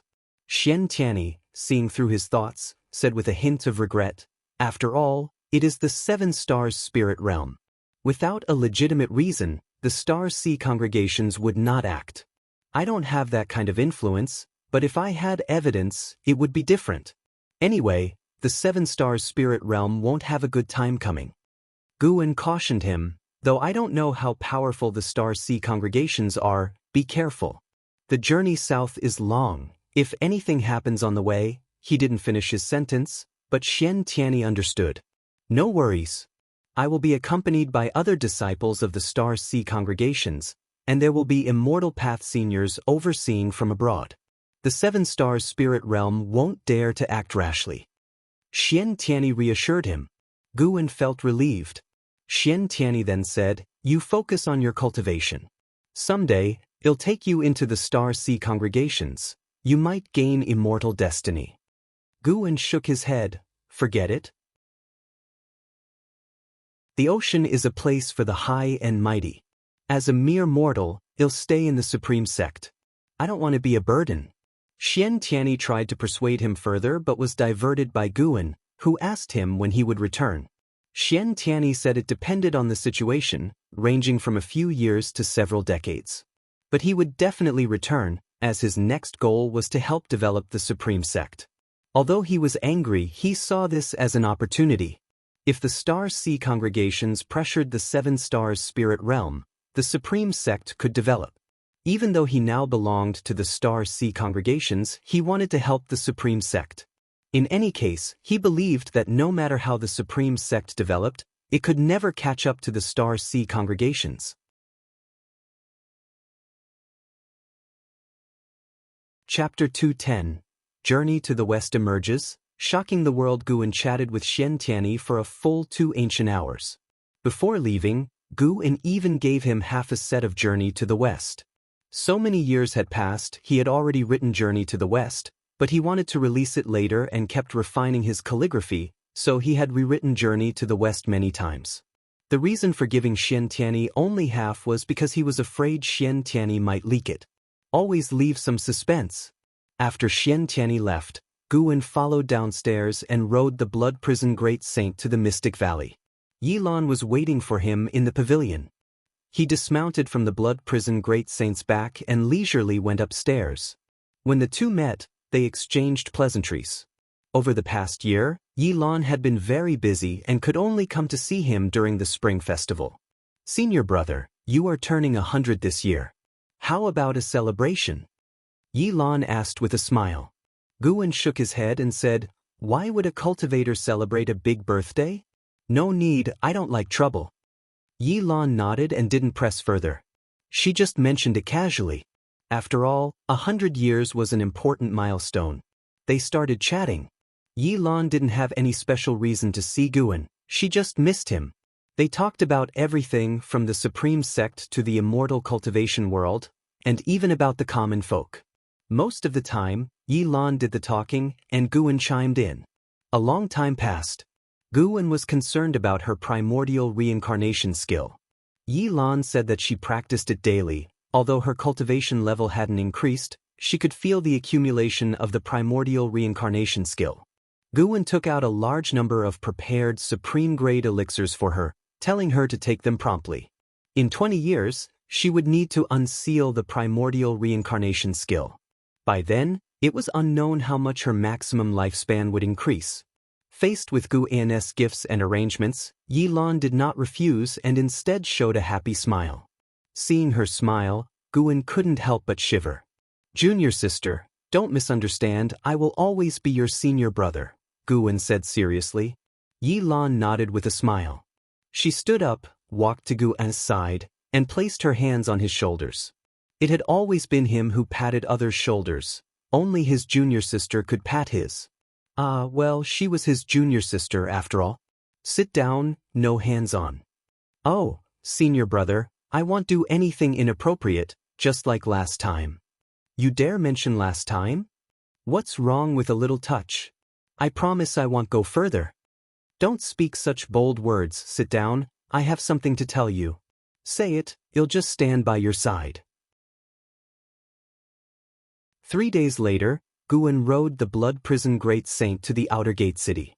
He made his way to the book collection hall. The great elder of the book collection hall, Feng Shang, personally received Guan. After they were seated, Feng Shang asked with a smile, "Shattering the Void is finished. Do you have a new book in mind?" Though Shattering the Void's reputation wasn't as great as Investiture of the Gods, it made a lot of money, benefiting not only him but the entire outer gate city as well.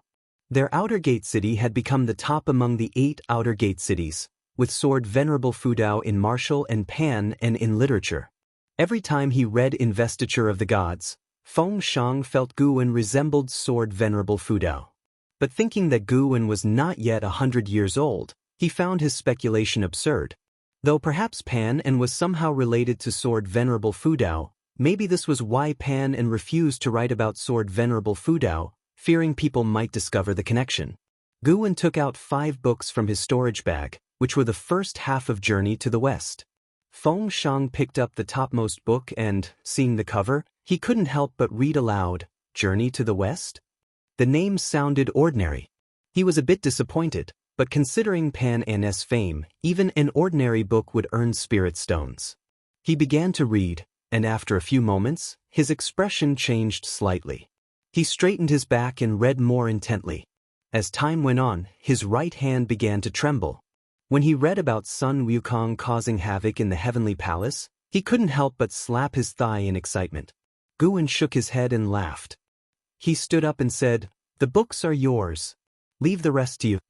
Having worked with the book collection hall for so many years, he naturally didn't worry about them deceiving him.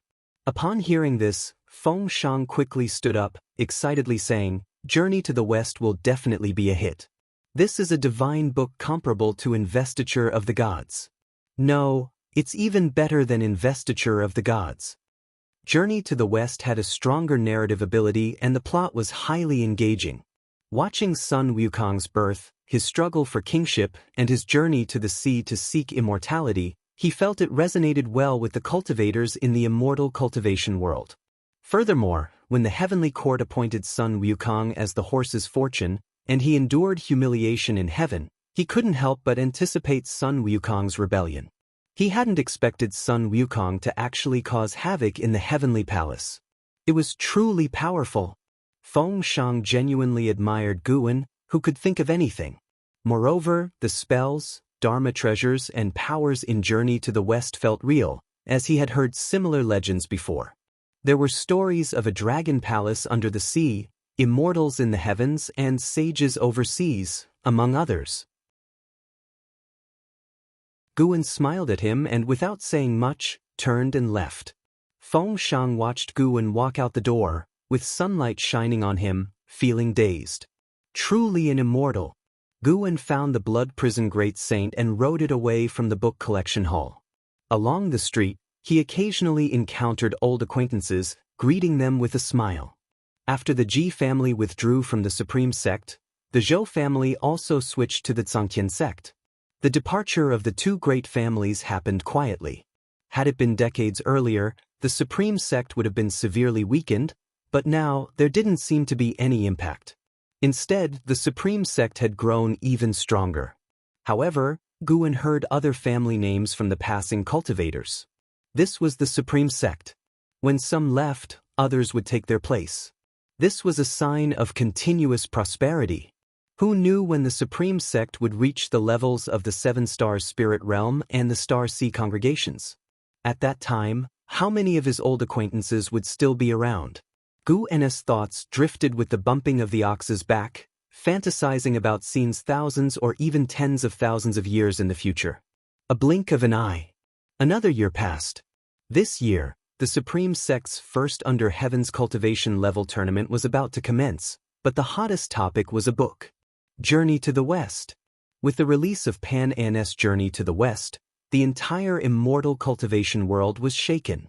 Initially thought to be another mediocre book like Supreme Immortal Venerable or Shattering the Void, it turned out to be a classical type like Investiture of the Gods. Great Sage equaling Heaven's Son Wukong became the most popular name in the Three Dynasties Immortal cultivation world. Pan An was once again elevated to a godlike status. With just one journey to the West, people no longer doubted his talent, and some even claimed that Journey to the West was superior to Investiture of the Gods. LV Baitin seized the opportunity to leverage the popularity of Journey to the West, declaring that the person who won the top spot in the first Under Heaven's Cultivation level tournament would earn the title of Great Sage. This ignited even more interest and anticipation for the first Under Heaven's Cultivation level tournament. Because of Journey to the West, Pan An's fame within the Supreme Sect even overshadowed Sword Venerable Fudao for a while. Pan An had initiated a trend of book chasing in the Immortal cultivation world. Now, he once again outshone Sword Venerable Fudao through his literary work. In fact, many Immortal cultivation stories had emerged after Pan An, but most cultivators still felt Pan An's writings were the best. Guan thought this was due to the initial euphoria of the first read, as the Immortal cultivation world certainly had many literary talented cultivators. One day, Guan rode the Blood Prison Great Saint once again to the outer gate city. He felt there would be some excitement to watch today. The city was bustling with people, cultivators coming and going ceaselessly, very lively, almost like celebrating the spring festival. Guan saw many cultivators in strange costumes, and even shape-shifting demons. Now, the Supreme Sect had begun recruiting demon clan disciples, with great results. Each year, around 10,000 shape-shifting demons would come to apprentice. The main character in Journey to the West being a demon had made the entire demon community more favorable towards the Supreme Sect. Arriving at the surroundings of the heavenly repair platform, the Blood Prison Great Saint halted. He heard people around talking. "Have you read Journey to the West? The book collection hall put up another batch yesterday, and I managed to get a copy." "Then lend it to me. I read an unofficial version that doesn't contain Pan An's handwriting." Recently, more and more people have been challenging the heaven-cutting axe. They say that whoever can lift the heaven-cutting axe can secure the top spot in the first Under Heaven's Cultivation level tournament. You're joking. Even the champion can't possibly lift the heaven-cutting axe. Some were talking about Journey to the West, some about Sword Venerable Fudao, but most were discussing the first Under Heaven's Cultivation level tournament. Guan silently counted down. After a while, he thought to himself, here it comes. A dominating aura enveloped the heavenly repair platform, followed by a loud voice that echoed throughout the city. "I am the foremost cultivator of Lingxia, Xiao Dai. All of you move aside. I want to challenge the heaven-cutting axe." Boom. The entire city trembled. Everyone looked towards the sky above the heavenly repair platform and saw a majestic figure floating in the air. It was a man in a yellow robe, wearing a golden crown and a python belt, with an aura like a swirling dragon around him. Guan cast a lifespan detection spell on him. "Xiao Dai, Mahayana Realm 9th Layer 898/8900/8900, an extreme lifespan of 8,900 years. Among Nirvana dead, he was second only to An Hao and the Blood Prison Great Saint, even surpassing Xianxia. Guan could feel that this person contained chi blood beyond the Mahayana realm. Of course, it was only beyond. Reaching the Nirvana realm was impossible. The weakest in the Nirvana realm was stronger than the strongest in the Mahayana realm. This was the barrier between the mortal and the immortal. People around the heaven-cutting axe gave way, and Xiao Dai descended. Many were discussing where Lingxia was. Guan knew about Lingxia. It was the dynasty in the far north of the continent, created by the Seven Stars Spirit Realm. Everyone in that dynasty was a descendant of the Seven Stars Spirit Realm cultivators. But the territories of the three dynasties hadn't interacted with Lingxia yet.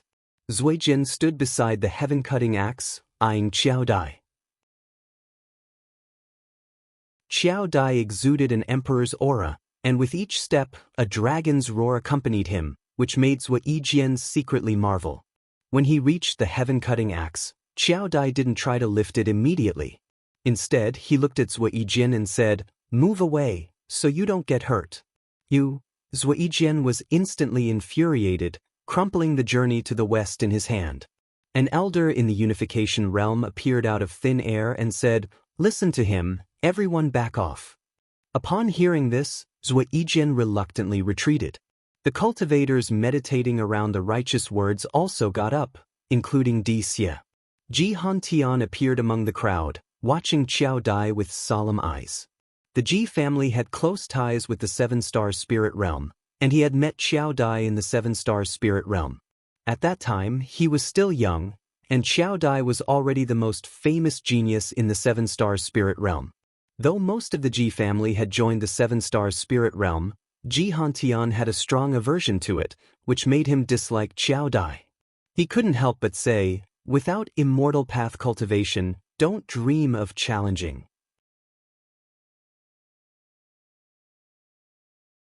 Chapter 2:11 The unfathomable Gu and Xiao Dai ignored Ji Hantian's provocation and fixed his gaze on the heaven-cutting axe. Everyone looked at him. Over the years, there were countless cultivators who came to challenge the heaven-cutting axe, but few had such a commanding presence like him. The number one cultivator in Lingxia, it sounded quite intimidating. Though Xiao Dai appeared calm, in fact, he was very nervous inside. In recent years, Sword Venerable Fudeo's prestige was incredibly strong, spreading widely even within the spirit realm. Xiao Dai knew he could not possibly be a match for Sword Venerable Fudao, but since the heaven-cutting axe was merely a treasure left behind by Sword Venerable Fudao, he still had confidence in lifting it. He raised his right hand and gripped the handle of the axe. At the moment he grasped it, he felt an unprecedented heaviness. His brows furrowed, and he immediately began to exert force. Rumble! The heavenly repair platform quaked, and everyone watched him nervously. No matter which sect they were from, the cultivators on the platform did not want him to lift it. The disciples of the Supreme Sect cared about face, while disciples from other sects cared about opportunity. Who wouldn't want to become the heir of Sword Venerable Fudao? To this day, Sword Venerable Fudao had become a figure of worship for all sects under three dynasties. Under Guan, the Blood Prison Great Saint secretly marveled. He too wanted to try lifting the heaven-cutting axe. So far, the only person he couldn't surpass was the one on his back. This fellow named Xiao Dai was different. The Blood Prison Great Saint could sense that Xiao Dai's cultivation level was even higher than his own. If Xiao Dai couldn't move the axe, then he would have no hope. This made him even more wary of Sword Venerable Fudao.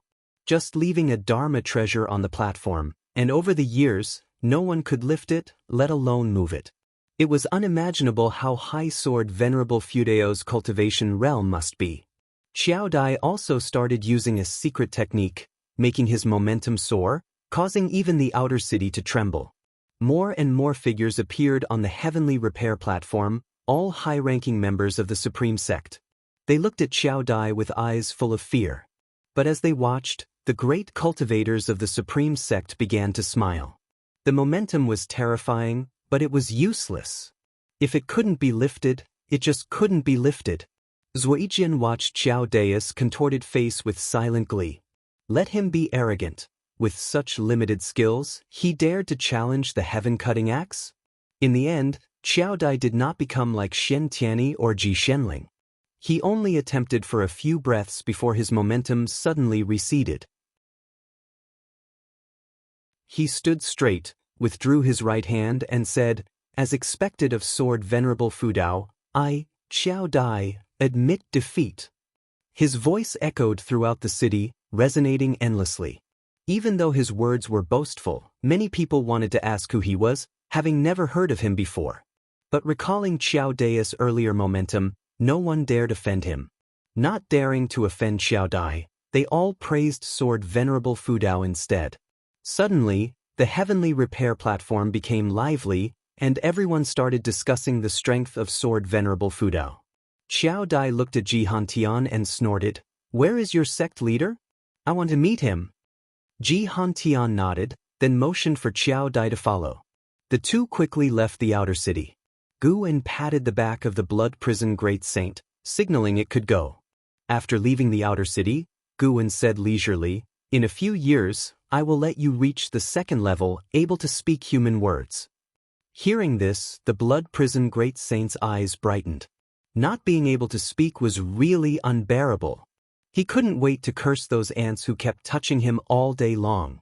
But remember, there are things you can say and things you can't, Guwen reminded. The blood prison great saint nodded quickly. Actually, there wasn't much he could say, as he had no idea how strong Guwen really was. Day by day passed, and it came to the end of summer. On the peak of the mountain north of Mystic Valley, Guwen was sparring with Chu Jingfeng in swordsmanship. While swinging his sword, Guwen's divine sense spread out, surveying the continent inside and out. He saw a heaven and earth flying immortal traversing the sky, descending to the mortal world at the eastern end of the firmament. Over the years, he saw many figures coming and going between heaven and earth. Though heaven and earth flying immortals were rare, at his level, he could see at least one every day, showing how vast this mortal world was. Heaven and earth flying immortals were not the strongest. Even at the heaven and earth flying immortal realm, Guwen's divine sense could not cover the entire mortal world. No wonder it was called the Great Heavenly Spirit Land. This mortal world was truly vast. For Guwen, the bigger this world was, the better. The larger the world, the smaller and more insignificant he felt. After a while, Guwen sensed a vast aura erupting from the eastern direction, far from the continent, even farther than Immortal's Seeking Island. But that aura made his heart tremble. It was very powerful. It didn't seem like the aura of a living being's cultivation, but rather some kind of supreme treasure. Could it be that someone from beyond the heavens came for this mysterious supreme treasure? It seemed highly possible to Guwen. At this moment, Chu Jingfeng sheathed his sword, gasping, "I'm exhausted, can't match you." He looked at Guwen with a complex expression. Every time he felt his swordsmanship had improved significantly, he would spar with Guwen. Each time, it seemed he was about to win, but the result was always defeat. The two competed in swordsmanship without using spiritual power, purely relying on qi.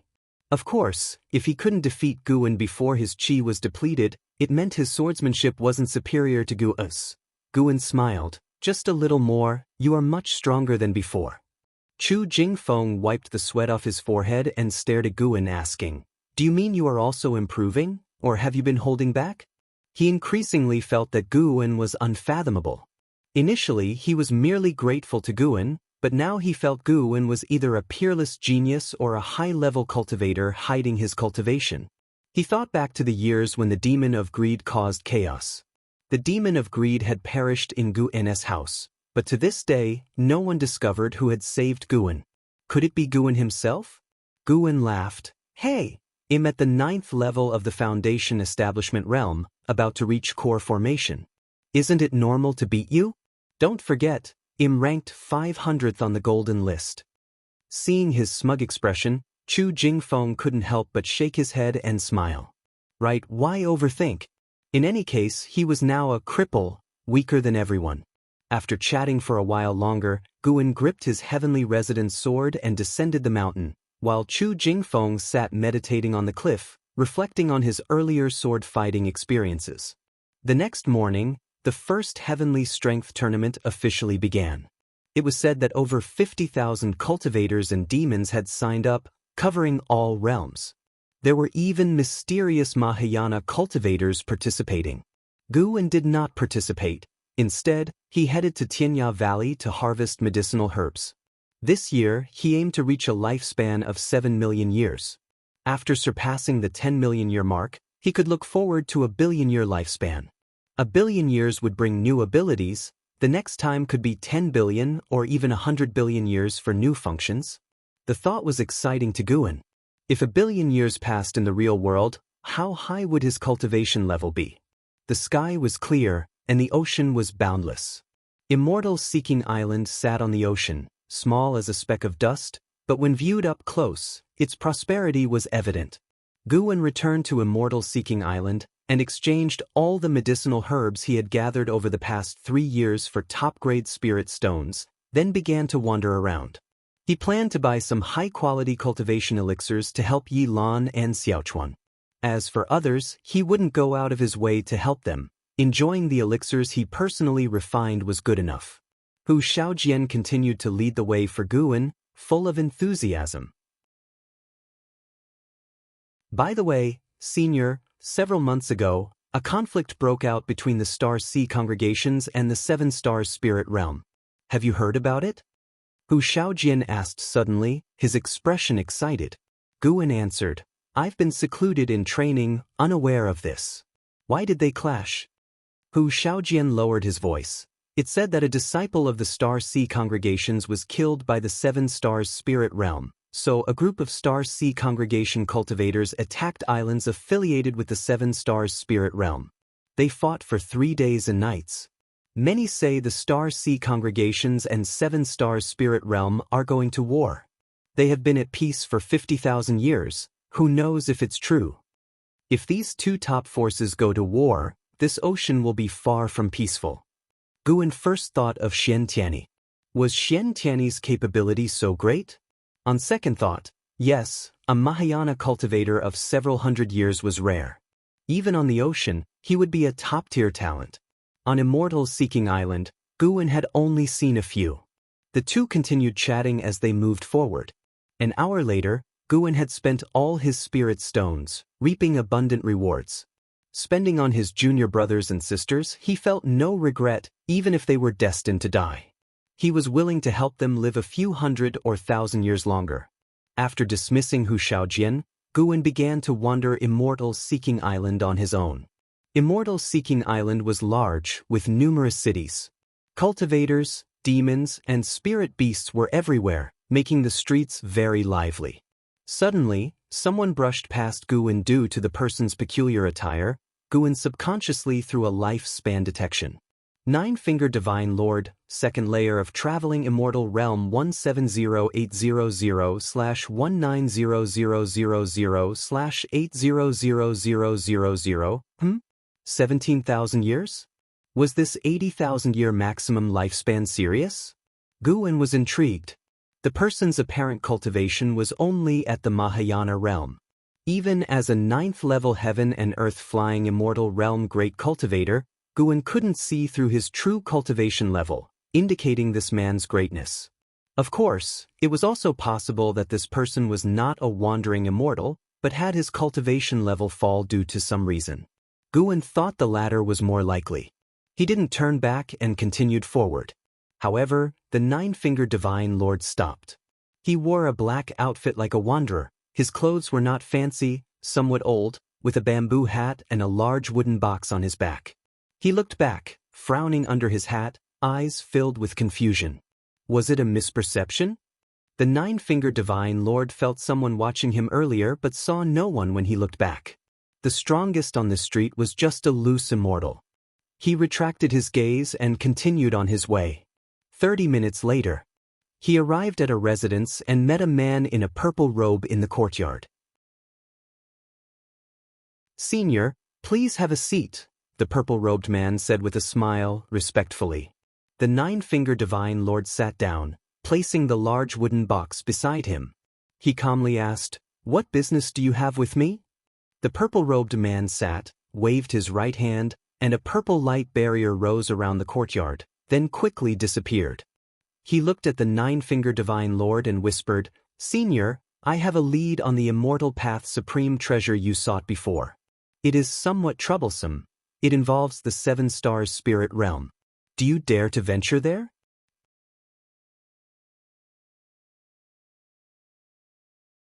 Chapter 212 Strange Aura. After brushing past the nine-finger divine lord, Guin quickly left Immortal Seeking Island. Although the nine-finger divine lord couldn't threaten him at the moment, his age of 170,000 years made Guin reluctant to associate with him. Guin had no need to make connections with great powers. He just wanted to avoid trouble. After returning to the Supreme Sect, he went to watch the first Cultivation conference every few days and found it quite interesting. The Supreme Sect created different treasures according to different realms, and it was said that the materials were brought from overseas by Xianxia. The heaviest was a Mahayana realm treasure, heavier than a mountain. Because of this, the Supreme Sect also specially opened a venue and set up layers of restrictions to prevent the ground from collapsing. Since there was no combat, the first Cultivation conference didn't last as long as previous events. In less than half a month, Xiao Dai won the first place and was conferred the title of Great Sage of the Heavenly Peak by the Supreme Sect. Afterwards, Xiao Dai announced his decision to join the Supreme Sect and become an elder, which took Guin by surprise. What is the 7 stars spirit realm up to? Sending a Mahayana realm cultivator to the Supreme Sect for no reason? Or are they planting a pawn? Guin didn't ask LV Baitin. Even if Xiao Dai had bad intentions, he wasn't afraid. It only took one move to kill the Divine Soul True Lord, and it would be the same for Xiao Dai. However, after autumn arrived, Ji Hantian brought Xiao Dai to find Guin, who happened to be in, so he received them in his building. Xiao Dai sat at the table, looked around the environment and asked, "Are you Panin?" Guin, carrying a cup of tea to the table, responded, "I am Panin. May I ask what business you have with me, senior?"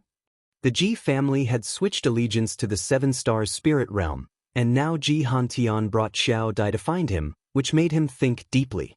"Sit down and talk," Ji Hantian said with a warm smile, even taking the initiative to pour tea for the two of them. Guin sat down and looked at Xiao Dai. Xiao Dai scrutinized him with an oppressive gaze. "What do you think of the Holy Land, 7 stars spirit realm?" Xiao Dai asked. Guin was stunned and replied, "The 7 stars spirit realm is called a holy land. Naturally, I respect it. Why do you ask me this?" Xiao Dai said, "Is Master Beauty from the Oblique Moon 3 Stars Cave in your writing meant to pay homage to the 7 stars spirit realm?" Master Beauty was the teacher of Sun Wukong, the protagonist of Journey to the West. Ever since Journey to the West became a hit, Master Beauty was often mentioned. Some even firmly believed that the Oblique Moon 3 Stars Cave, the Spirit Platform, and Square Inch Hill truly existed. Guin nodded. Since the Ji family had turned to the 7 stars spirit realm, and Xiao Dai came from the 7 stars spirit realm, Guin naturally had to go along with their thoughts. If these two still had doubts about him, he could only have Sword Venerable Fudao take action. Seeing Guin nod, Xiao Dai didn't seem pleased. Instead, he frowned and said, "Actually, the 7 stars spirit realm is not as good as you think." Upon hearing this, Guin looked at him in amazement. What does this mean? Could it be that Xiao Dai harbored enmity toward the 7 stars spirit realm? Ji Hantian chimed in. The previous great calamity of demons is related to the 7 stars spirit realm. We sought you out because we feared you esteemed the 7 stars spirit realm too much, and there are some things we need to tell you. Without waiting for Guin to respond, Ji Hantian explained the origins of the demon ancestor and evil demon, leaving Guin dumbfounded. Guin actually knew this long ago but had to act surprised while contemplating their intentions.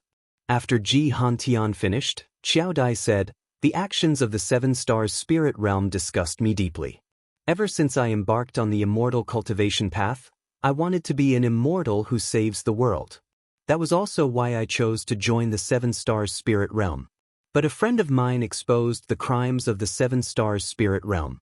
He came from the Lin family, whose ancestor was slain by sword Venerable Fudao after attacking the supreme sect. Later, during the siege of the evil demon, the Lin family suffered heavy losses. Taking advantage of this, their adversaries within the Seven Stars spirit realm sought to exterminate them. Before fleeing, my friend left me a letter exposing the general misdeeds committed by the high-ups of the Six Stars cave against the Lin family. It took me years to fully accept these facts. Guwen felt a sigh of lament at hearing that the Lin family had been abandoned by the Seven Stars spirit realm. Of course, the Lin family's annihilation was not undeserved, just infighting among dogs. Guwen furrowed his brow and said, "I am merely a minor cultivator in the Foundation establishment realm. Why are you telling me this? I cannot help you. Don't think of using Pan Ennis' name to expose the Holy Land. I cannot afford to provoke them." Ji Hantian smiled. "Rest assured, we are not that reckless. The Seven Stars spirit realm is currently too powerful, and even the combined forces of the three dynasties can't shake it. We just hope you won't exalt the Seven Stars spirit realm in your books in the future." Xiao Dai nodded and said, "Exactly. Your influence is truly great. I used to disdain it until I read your Investiture of the Gods and Journey to the West, only then realizing your prowess. However, I liked your Supreme Immortal Venerable the most. The story of a comeback is more captivating." "So that's what it's about." Guwen found it both laughable and exasperating. It was just a coincidence. In fact, he was subtly hinting that the Seven Stars spirit realm resembled the Buddhism sect of Western Heaven. He pretended to contemplate and then reluctantly agreed to the matter. Seeing Guwen seemingly hesitant, Ji Hantian and Xiao Dai didn't get angry. They too took a long time to process this information when they first learned about it. Not only did they have to expose the evil side of the Seven Stars spirit realm, but they also had to endure the pressure of confronting it directly. This was, after all, the most powerful force on the continent, with no equal. Guwen couldn't help but ask, if the Seven Stars spirit realm wishes to enslave all beings, why engage in such roundabout methods? Even the combined forces of our three dynasties are no match for them, right? Xiao Dai replied, "Not all of the Seven Stars spirit realm is evil. On the ocean, it remains a holy land of the righteous path. Our continent is merely one region of the Seven Stars spirit realm, governed by the Six Stars Cave and Seven Stars Cave. Over the past tens of thousands of years, the high-ups of the Six Stars Cave sought extreme ways to break through the heavenly destiny, deceiving superiors and subordinates, leading to these consequences. In the unseen world, there exists chief fortune and incense. If the beings of the continent detest the Seven Stars spirit realm, the other star caves would surely notice. If the beings are exterminated, it would also attract the attention of surrounding forces. Fire can't be wrapped in paper, and most cultivators within the Seven Stars spirit realm are unaware of this, considering themselves disciples of the righteous path. Once again, it was the parasites within the righteous path committing atrocities, but the parasites of the Seven Stars spirit realm were in existence that the beings of the continent couldn't contend with. Guwen feigned a sudden realization, then asked a few more questions, even mentioning the Ephemera sect. The reason the Ephemera sect managed to come through the Nine Nether Road was due to the connection between its hierarch, Butcher Immortal Jing, and an elder in the Six Stars Cave. The interwoven interests between the two were immeasurable. It seemed like they were allowing the Ephemera sect to wreak havoc, but in reality, that elder wanted to devour the essence of the origin tree of Ephemera. Once the three dynasties' cultivators sacrificed to the origin tree, the elder would strike, not only reaping benefits but also gaining a good reputation. The continent where the Ephemera sect resided was also a subsidiary of the Seven Stars spirit realm, extremely distant from here, so far that the cultivators of the Ephemera sect had to rely on the Nine Nether Road. Without Mahayana realm cultivation, they would surely die en route through the ocean. The three continued their conversation for an hour. Before leaving, Ji Hantian urged Guwen not to spread this matter. With the current strength of the Supreme Sect, it was completely inadequate to contend against the Seven Stars spirit realm, so they had to endure. Guwen rose to see them off. Watching Ji Hantian's departing figure, he very much wanted to ask about the Ji family's true stance towards the Seven Stars spirit realm. Currently, there were very few members of the Ji family in the Supreme Sect, practically just Ji Hantian's lineage. Speaking of which, when the evil demon broke free, Ji Xiaoyu gave Gu in a jade pendant to temporarily keep. It recorded the crimes of the Seven Stars spirit realm, and after so many years, Ji Xiaoyu had yet to come to reclaim it. Using his divine sense, he noticed Ji Xiaoyu heading towards the Tianwei dynasty, moving towards the Eastern Ocean. What was this? Running away from marriage? Ji Hantian and Xiao Daoist visit did not affect Gu An's life. In the following days, he visited the outer gate city more and more frequently. During the winter season, with heavy snow falling. In front of the law enforcement hall's gate in the outer gate city, Gu In and Yi Lan stood before a statue. After taking the elixirs from Guan, Yi Lan said helplessly, "This is too much. Senior brother, don't you cultivate? Are you spending all day making elixirs for me?" Guan patted the snow off her shoulder and laughed softly, "Don't worry. What I gave you is only a small part, the majority I consumed myself. How could you be more important in my heart than myself?" Yi Lan glared at him but felt deeply moved inside. She wasn't foolish. Guan had definitely given her all the elixirs just to help her achieve the primordial reincarnation skill. She was puzzled. She felt her body was still good, able to live for another 200 years. Why was her senior brother so insistent on her achieving it in the next 20 years? Did her senior brother think she could only live for 120 or 30 years? She didn't ask much as she chose to trust her senior brother. The two started talking about Jinqin. For a long time, Guan bid farewell to Yi Lan and turned to leave. Watching him walk into the heavy snow, Yi Lan felt an inexplicable sense of loss. This feeling was strange. She felt she and her senior brother were growing further apart. After leaving the law enforcement hall, Guan began wandering the streets. Although the winter snow was heavy, some streets remained bustling. Arriving in the busy market area, a young disciple approached him and whispered, "The long-lost Supreme Secret Records, want to buy? The kind with illustrations." Guan gave him a look of disdain, bypassed him, and continued on his way. The young disciple persisted. After a dozen steps of entanglement, he finally gave up. "So hypocritical. I spit on you." The young disciple cursed at Gu An's back. As he walked, Guan unknowingly arrived near the book collection hall and suddenly noticed someone reading a book under an old tree beside the hall's courtyard wall. Reading Journey to the West, no less. Guan walked past and curiously asked, "Brother, why don't you read inside? There are seats in there." Foundation establishment realm, just average. Even his appearance was average. But Guan felt something off about his aura, so he used lifespan detection. Yuanying, Foundation establishment realm, 8th floor 124/400/5000 Maximum lifespan of 5,000 years? Why is the cultivation level so low? And the name is a woman's? Doesn't seem like she's disguised as a man. Yu Yingying looked up at Guan and replied, "It's too noisy inside. It's more peaceful here and I can feel the nature." Then she suddenly scrutinized Guan, hesitated and asked, "Are you Guan?"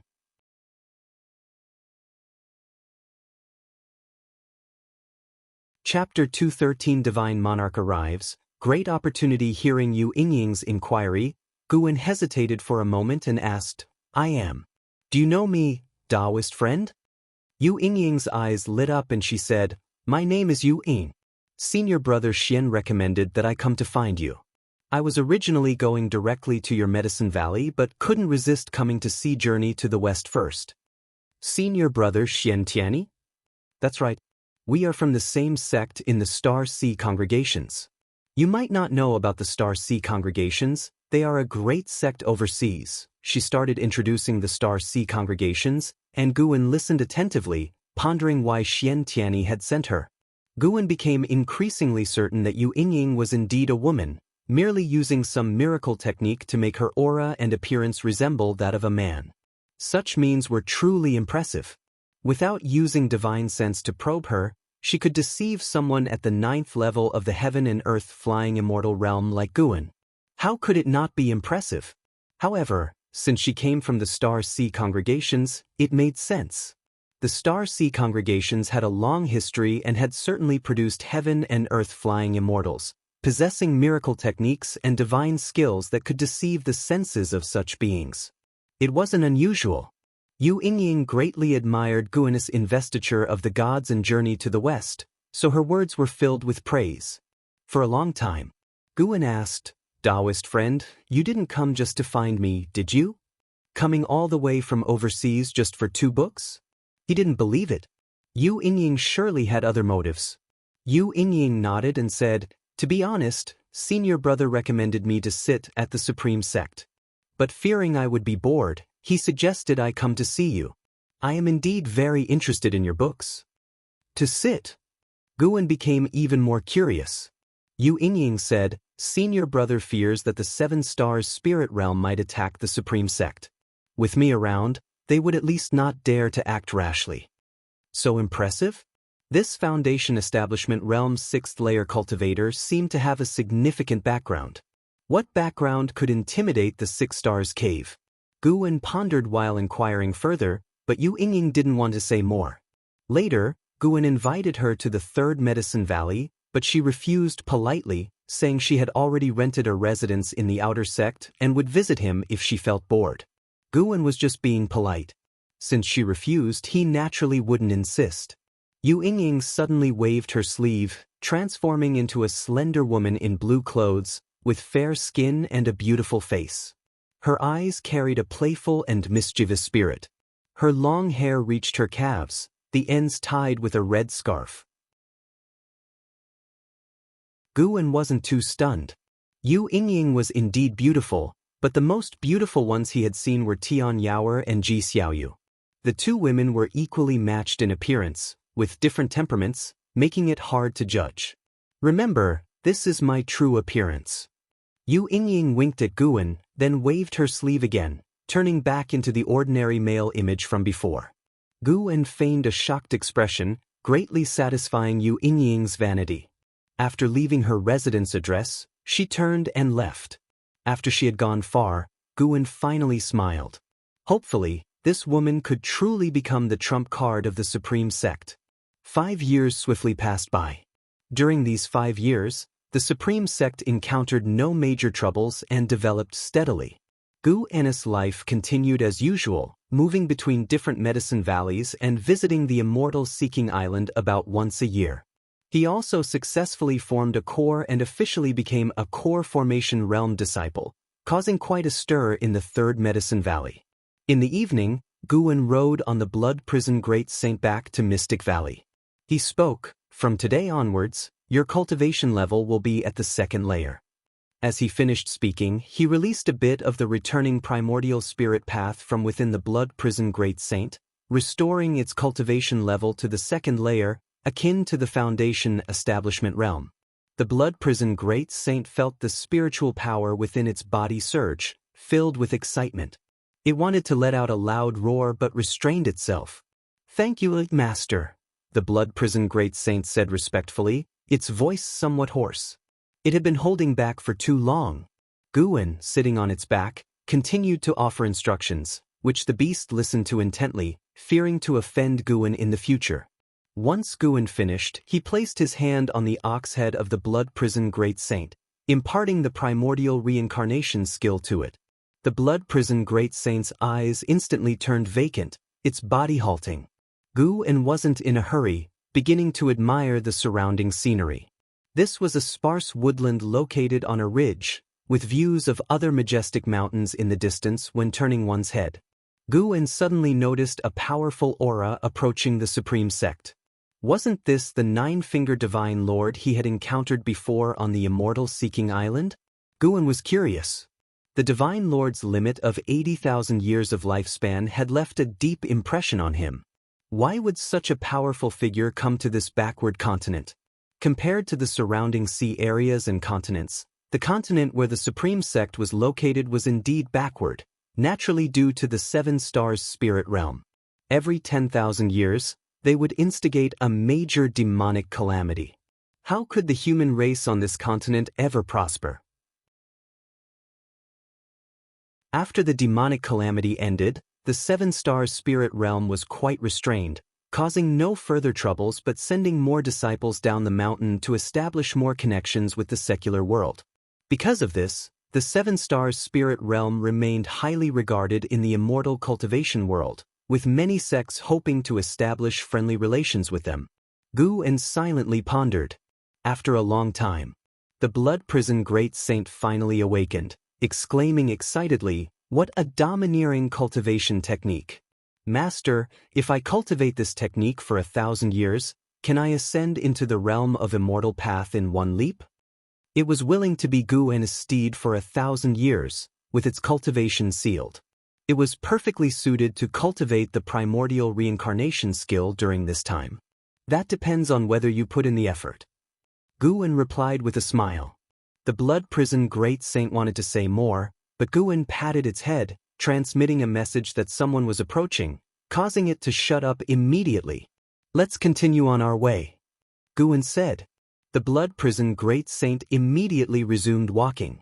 The mountain path wasn't too steep, with the surrounding flowers and birds making the journey refreshing.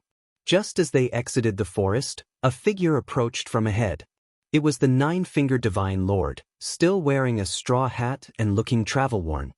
He came before the blood prison great saint and asked, "May I ask if you are a disciple of the supreme sect, brother?" The blood prison great saint stopped, scrutinizing the man but unable to discern his depth. "I am Gu-en of the supreme sect. May I ask what brings you to our sect, Daoist friend?" Gu-en raised his hand in greeting, smiling as he asked. The nine-fingered divine lord had sought out Gu-en because he observed that among the local cultivators, Gu-en had the highest cultivation level, thus most likely belonged to the supreme sect. The nine-fingered divine lord looked up at Gu-en, feeling as if he had seen him somewhere before. However, with Gu-en only at the core formation realm, having encountered many with similar cultivation levels in his travels, he paid it no mind. "I am Daoist Ninefinger, a loose cultivator wandering the world. I've heard of the supreme sect's reputation and wish to join. May I ask if you could introduce me?" Gu-en naturally didn't refuse, agreeing readily, and began leading the way. The blood prison great saint walked at a leisurely pace, and the nine-fingered divine lord was in no hurry, using the time to learn more about the supreme sect from Gu-en. He asked many questions, and Gu-en answered them all, his forthrightness furthering the divine lord's favorable impression of him. After a considerable time, the two grew closer. "Daoist friend, could you tell me your cultivation level so that I can decide whether to take you to the outer sect or the inner sect?" Gu-en asked. The nine-fingered divine lord had observed on his journey that to become a high-ranking member of the supreme sect, one needed at least an unification realm cultivation. "To be honest, I am at the 4th layer of the unification realm," Daoist Ninefinger said hesitantly. "What? Unification realm?" Gu-en exclaimed, making the blood prison great saint want to roll its eyes. In the face of Gu-en's excitement, Daoist Ninefinger remained calm, not relishing the sense of superiority since his real cultivation level was at the 2nd layer of the wandering immortal realm.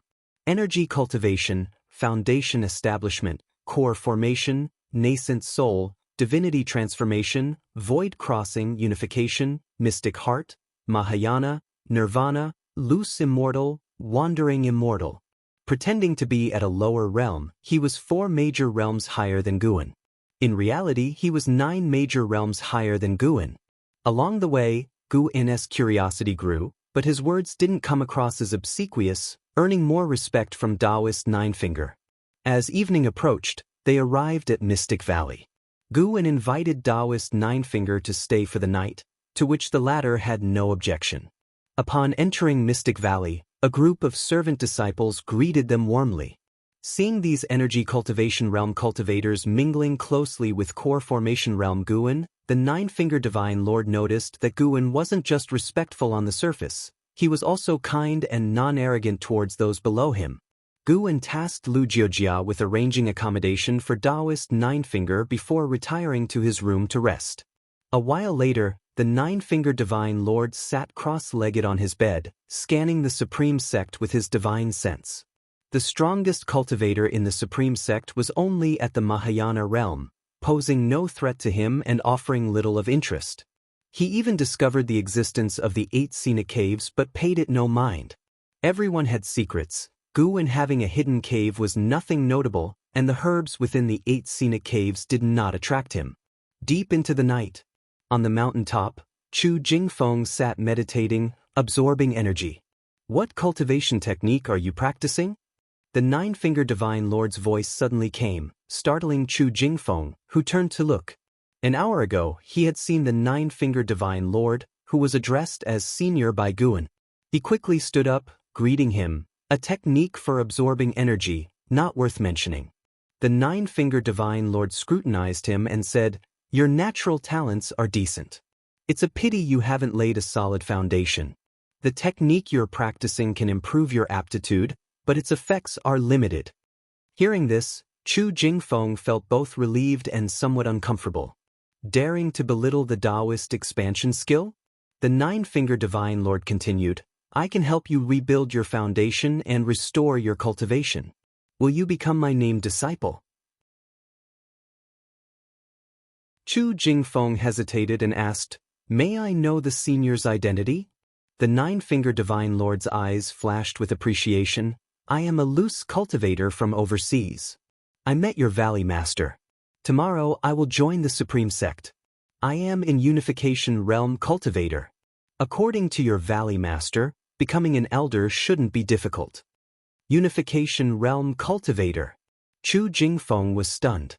To him, Unification Realm cultivators were exalted, unapproachable beings.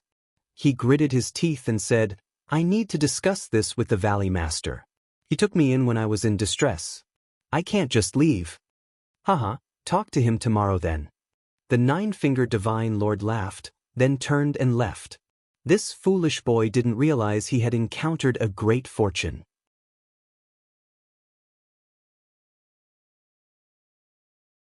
Chapter 214 Immortal Path Supreme Treasure.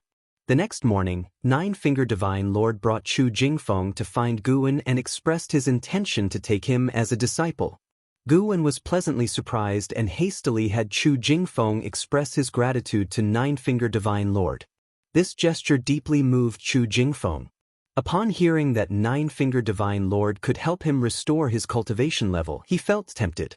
However, given all that Guwen had done for him over the years, he felt torn and unsure of how to decide. Nine-Fingered Divine Lord also held Guwen in higher regard. He could see that Guwen was genuinely happy for Chu Jingfeng. This was indeed true. Although Guwen was powerful, in terms of knowledge and experience, he certainly couldn't match the 17,000-year-old Nine-Fingered Divine Lord. If the Divine Lord sincerely cared for Chu Jingfeng, it would be a turning point in Chu Jingfeng's life. Subsequently, Guwen directly instructed Chu Jingfeng to acknowledge Nine-Fingered Divine Lord as his master, making the atmosphere very harmonious. An hour later, they used the teleportation array to reach the third Medicine Valley and then flew to the inner sect city. Nine-Fingered Divine Lord had long known of the third Medicine Valley but had not expected it to belong to Guwen as well. It wasn't until noon that Guwen returned alone to the third Medicine Valley, while Nine-Fingered Divine Lord and Chu Jingfeng prepared to stay in the inner sect city. Though the true intentions of Nine-Fingered Divine Lord remained unclear, the addition of a wandering immortal was a good thing for the supreme sect. If Nine-Fingered Divine Lord caused trouble, Guwen could always intervene. Is the fortune of the supreme sect rising? Guwen sat in his chair, silently pondering. First, Xianxia summoned Yu Yingying of the Star Sea congregations, then Qiao Dai of the Seven Stars Spirit Realm came to surrender, and now a mysterious wandering immortal had arrived. This fortune made Guwen marvel. He didn't overthink it and began to practice alchemy. In the dead of night, Guwen arrived at Heavenly Phoenix Mountain. He first visited his own grotto heaven and then made his way along the tunnel to Nianchu Cave. The two cat demons had grown up. Though they had not yet shapeshifted, they now appeared as large as leopards, lying prone on the ground, seemingly napping but actually absorbing nature's spiritual energy. Tian Yaoer heard Gu An's footsteps and immediately stepped out of the house, appearing before Gu An as if teleporting. She was about to throw herself into his arms when he pressed her forehead with his finger, stopping her from moving forward. "You are a bit slow, not fast enough." Gu An was referring to Tian Yaoer's limitless freedom step. Tian Yaoer pouted and asked, "Master, did you go to your grotto heaven first?" "Yes," Gu An responded, then walked past her.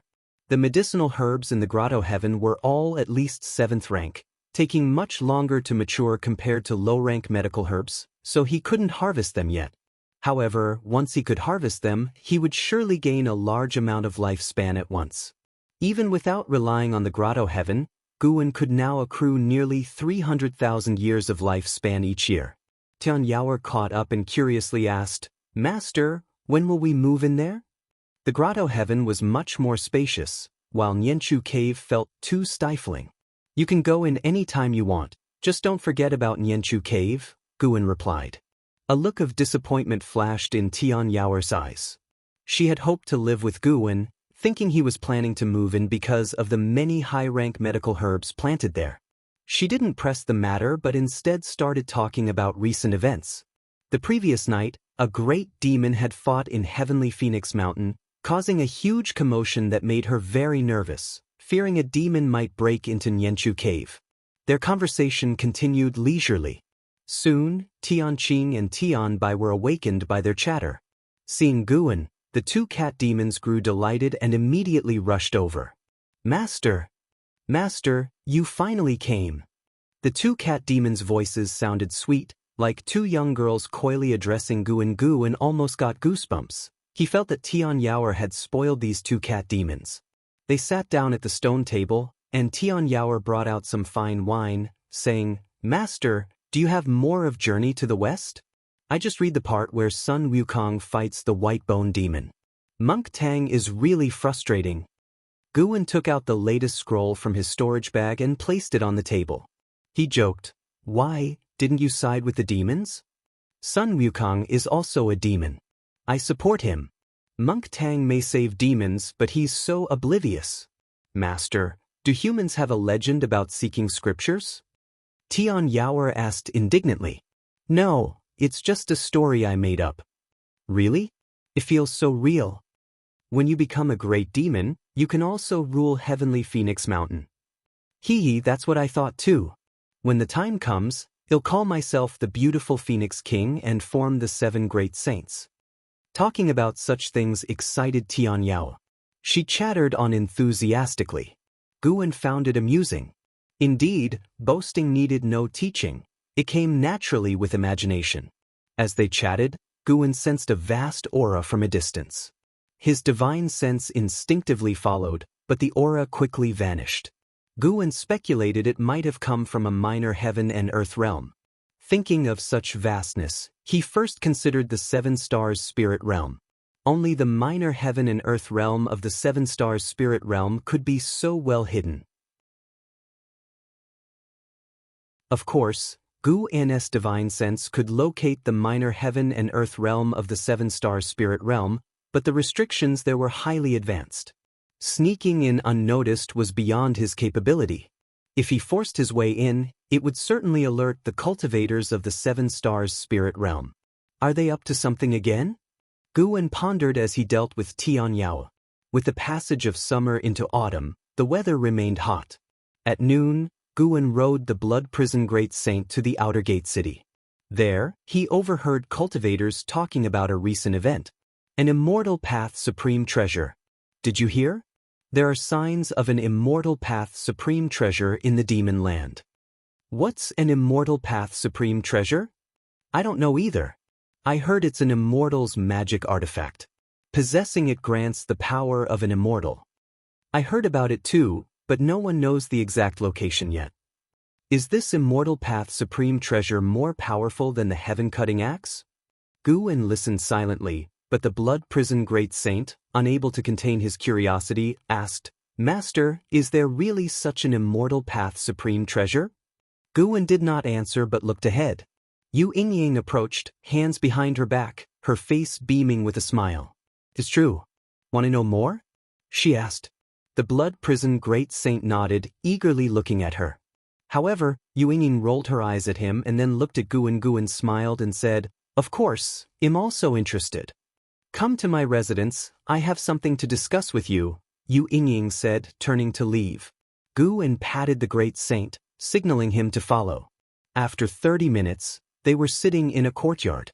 Ying and Guan sat across from each other at a stone table. She began to introduce the Immortal Path Supreme Treasures. The world has magic artifacts, Dharma treasures, and immortal treasures. Immortal treasures are magic artifacts crafted at the Immortal Path realm, only wielded by an immortal's mana. But an Immortal Path Supreme Treasure is crafted by the mightiest of the Immortal Path, each imbued with an immortal spirit. These supreme treasures not only contain immense power but also remain unaffected by the passage of time. The beings who crafted them either left the mortal world or have passed away, but the treasures endure. The Star Sea congregations possess one such supreme treasure, the Star Sea Primordial Unity Banner, which is their church treasure. The Holy Land, the Seven Stars Spirit Realm, also has an Immortal Path Supreme Treasure, the Seven Stars Mirror, which is likewise their church treasure. Recently, it is said that the Seven Stars Spirit Realm discovered another fake immortal treasure, and the entire ocean is competing for it. I hadn't expected the news to spread so widely that even the low-level cultivators of the Supreme Sect would hear of it. Guan, curious, asked, "What is a fake immortal treasure?" Ying explained, "It is a damaged Immortal Path Supreme Treasure where the immortal spirit is dormant. Though still possessing great power, it pales in comparison to a complete Supreme Treasure." Guan suddenly suspected that Nine-Finger Divine Lord had come to the Supreme Sect for this fake immortal treasure. Normally not engaged in combat, Guan wasn't particularly interested in Immortal Path Supreme Treasures. He placed more trust in his own mana. Ying continued to describe other Immortal Path Supreme Treasures, each a legendary artifact, claiming that those who obtained them could achieve the Immortal Path, boasting extravagantly. The blood prison great saint lay nearby, listening intently with a look of longing in his eyes. As Guan listened, he spread his divine sense over the continent, noticing that from all directions, cultivators and demons were arriving from overseas, including several beings at the Immortal Path realm. He identified 3 wandering immortals and over a dozen Nirvana realm beings making their way here. Within the continent, he detected the presence of more than 20 wandering immortals, spread out in different areas, all seeking Immortal Path Supreme Treasures. Some were even near the minor heaven and earth realm of the Seven Stars Spirit Realm, plotting how to infiltrate. Notably, Guan saw that Hao, Liya, and Zhang Buku were also roaming the demon clan's territory. And Hao was fighting a great demon of the divinity transformation realm alone. After talking about Immortal Path Supreme Treasures, let's discuss Journey to the West, shall we? Ying suddenly said, her eyes glowing as she looked at Guan. She usually loved reading all kinds of miscellaneous books, especially stories, which was why she got along well with Xianxia. Ever since Xianxia gave her investiture of the gods, she had been fascinated by Pan and, "What do you want to discuss?" Guan asked. Ying immediately asked a series of questions, such as whether investiture of the gods and Journey to the West were connected, how many years apart they were, and on which continent the stories took place. She was even curious about how Guan came up with these 2 remarkable books. Guan answered her questions one by one. As for the source of his inspiration, he mentioned meeting 2 Daoists before, one named Su Zhonglin, who told him the story of investiture of the gods, and another named Wu Chenjian, who told him the story of Journey to the West. Ying did not doubt him and became even more curious about these 2 Daoists. She believed that with Guan's cultivation level, he did not seem to possess such extensive knowledge but simply had literary talent. The blood prison great saint listened curiously. He knew Guan wrote books but did not know the details. Only when Ying mentioned the Bull Demon King did he become interested. Guan had given him the name of the Bull Demon King. Had his master written a book for him? Who was Sun Wukong? Could it be the monkey in Tianya Valley? Thinking of those 3 monkeys, the blood prison great saint felt angry. Those three always stealthily pulled his fur, and he couldn't catch them. 2 hours passed like this. Yu Yingying brought tea and snacks, indicating she had no intention of letting Guan leave. In the few years since arriving at the Supreme Sect, she hadn't sought out Guan because she was busy reading. She had read through all the books in the book collection hall, a determination that impressed even Guan. At that moment, a high-pitched dragon's roar echoed from the sky. Yu Yingying's face changed, and she murmured, "Dragon-slaying spear Qi Jiuxiao."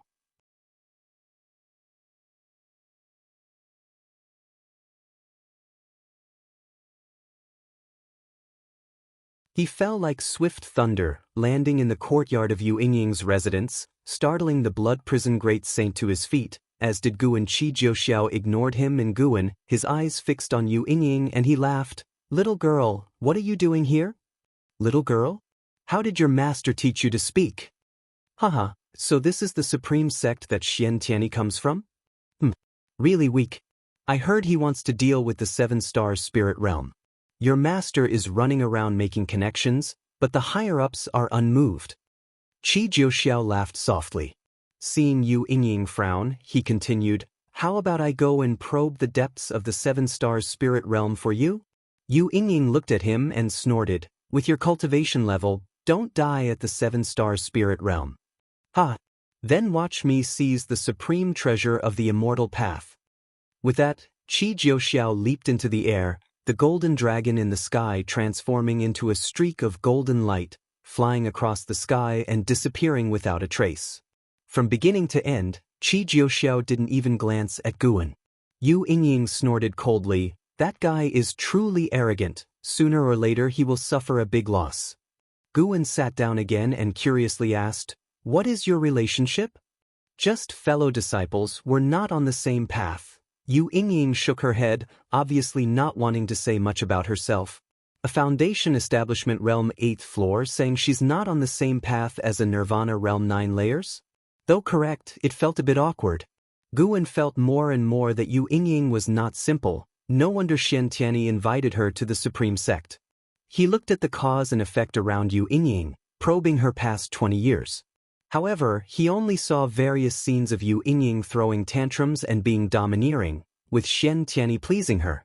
Letting him stir things up is good. Your Supreme Sect is dissatisfied with the 7-star spirit realm anyway. Yu Yingying continued. Guan remained silent, not responding. Yu Yingying could see that he didn't want to cause trouble. Xianxia had mentioned this before. "Let's continue talking about Journey to the West." Yu Yingying laughed. At this moment, the entire Supreme Sect was in an uproar, all disciples discussing Qi Jiuxiao. In a mansion in the main city of the sect, Qiao Dai stood on the eaves, frowning. "Dragon-slaying spear, why is he here? Could it be that the 7-star spirit realm really has the supreme treasure of the immortal path? But why bring the supreme treasure to this continent?" Qiao Dai was filled with confusion. He felt it was not a coincidence. The 7-star spirit realm must have a plan. Qi Jiuxiao's appearance marked the beginning of the competition for the supreme treasure of the immortal path. In the days that followed, powerful presences occasionally swept past the Supreme Sect, and divine senses occasionally scanned the Supreme Sect. This made the atmosphere within the Supreme Sect tense, fearing they would suffer in the crossfire. 5 days later, LV Baitin came to find Guan. The two hid in a room to talk. After setting up a restriction, LV Baitin couldn't help but sigh. Lately, many great cultivators from overseas are arriving. The peace of this continent is about to be broken. He felt very aggrieved. Those overseas great cultivators freely probed the Supreme Sect without greeting, completely ignoring them. The most crucial part was that the Supreme Sect had to endure it. Not only the Supreme Sect, but the 3 dynasties and all sects felt this way. After surviving the demon calamity, all sects were eager to grow stronger. But in just a few years, so many beings at the Immortal Path realm appeared, making them feel like weeds. Before the demon calamity, I lived for hundreds of years without seeing a Mahayana realm cultivator, let alone those at the Immortal Path realm. Now, how come there are more and more? LV Baitin said troubledly. Guan comforted him. It's okay, for now, no one is endangering the supreme sect. Their target should be that so-called supreme treasure of the immortal path. LV Baitin nodded. I just wanted to vent to you. Now the Hall of Elders is on high alert, fearing another calamity may break out. Boom, a deafening roar came from afar, startling LV Baitin, cutting off his words. Gu Anna's divine sense swept out, seeing Qi Jiuxiao fighting a nirvana realm great cultivator far beyond heavenly Phoenix Mountain. That person should be from the seven-star spirit realm. His aura did not come from overseas but seemed to have suddenly appeared. Qi Jiuxiao was indeed strong, completely suppressing the opponent. Gu An sensed a loose immortal aura approaching the battlefield, also emerging from the minor heaven and earth of the seven-star spirit realm. I need to go back. LV Baitin stood up and then disappeared from the room. Gu An also stood up, walked downstairs, and saw disciples gathering. The previous noise had scared them, and they couldn't help but be afraid. Lu Lingjun also walked out from inside. She and the blood prison great saint looked in the same direction. After a while, Lu Lingjun withdrew her gaze and looked at the blood prison great saint. Why did it seem like the blood prison great saint was also looking in her direction? The blood prison great saint felt her gaze and couldn't help but glare at her. Stupid bull. Lu Lingjun shook her head and smiled, then walked towards Guan. The blood prison great saint couldn't help but curse. You're the stupid one. Lu Lingjun glanced at him, a terrifying murderous intent locking onto him, making his bull body stiffen. Guan also gave the blood prison great saint a look, forcing him to lower his head.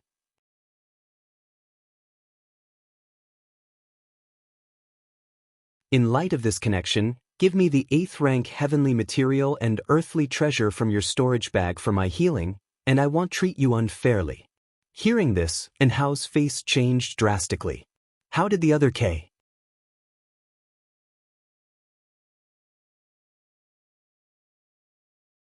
Chapter 216, Soaring Dragon 9 Transformations. Divine Exotic City. Qi Jiuxiao noticed Anhao's tension, so he raised his hand, took out a scroll, and threw it to Anhao. Anhao instinctively caught it, then heard Qi Jiuxiao say, "Take a look, this is a divine skill I accidentally obtained." After saying that, Qi Jiuxiao sat down cross-legged and began to cultivate energy to heal his wounds. Anhao hesitated for a moment before he delved his divine sense into the scroll. After a while, Anhao's face changed dramatically, and the hand holding the scroll trembled. He withdrew his divine sense, then took out an 8th rank heaven and earth treasure from his storage bag, a bright red spirit flower, and presented it to Qi Jiuxiao. Qi Jiuxiao beckoned with his hand, and the 8th rank spirit flower flew into his hand.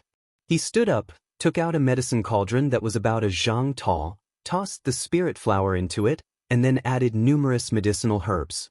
After lighting the fire, he took out a small bottle and poured water into the cauldron. The small bottle seemed to contain an otherworldly space and never ran dry. When the cauldron was filled with water, Qi Jiuxiao sealed the bottle and put it back into his storage Dharma artifact. He looked at Anhao and said, "You can leave now." With that, he leaped into the air and landed inside the medicine cauldron. Anhao hesitated for a moment but did not leave. Instead, he sat down under a nearby tree and began to comprehend the divine skill given by Qi Jiuxiao. Soaring Dragon 9 Transformations. Just by looking at the description of the divine skill within the scroll, Anhao couldn't help but feel his blood boil. Thus, day after day passed.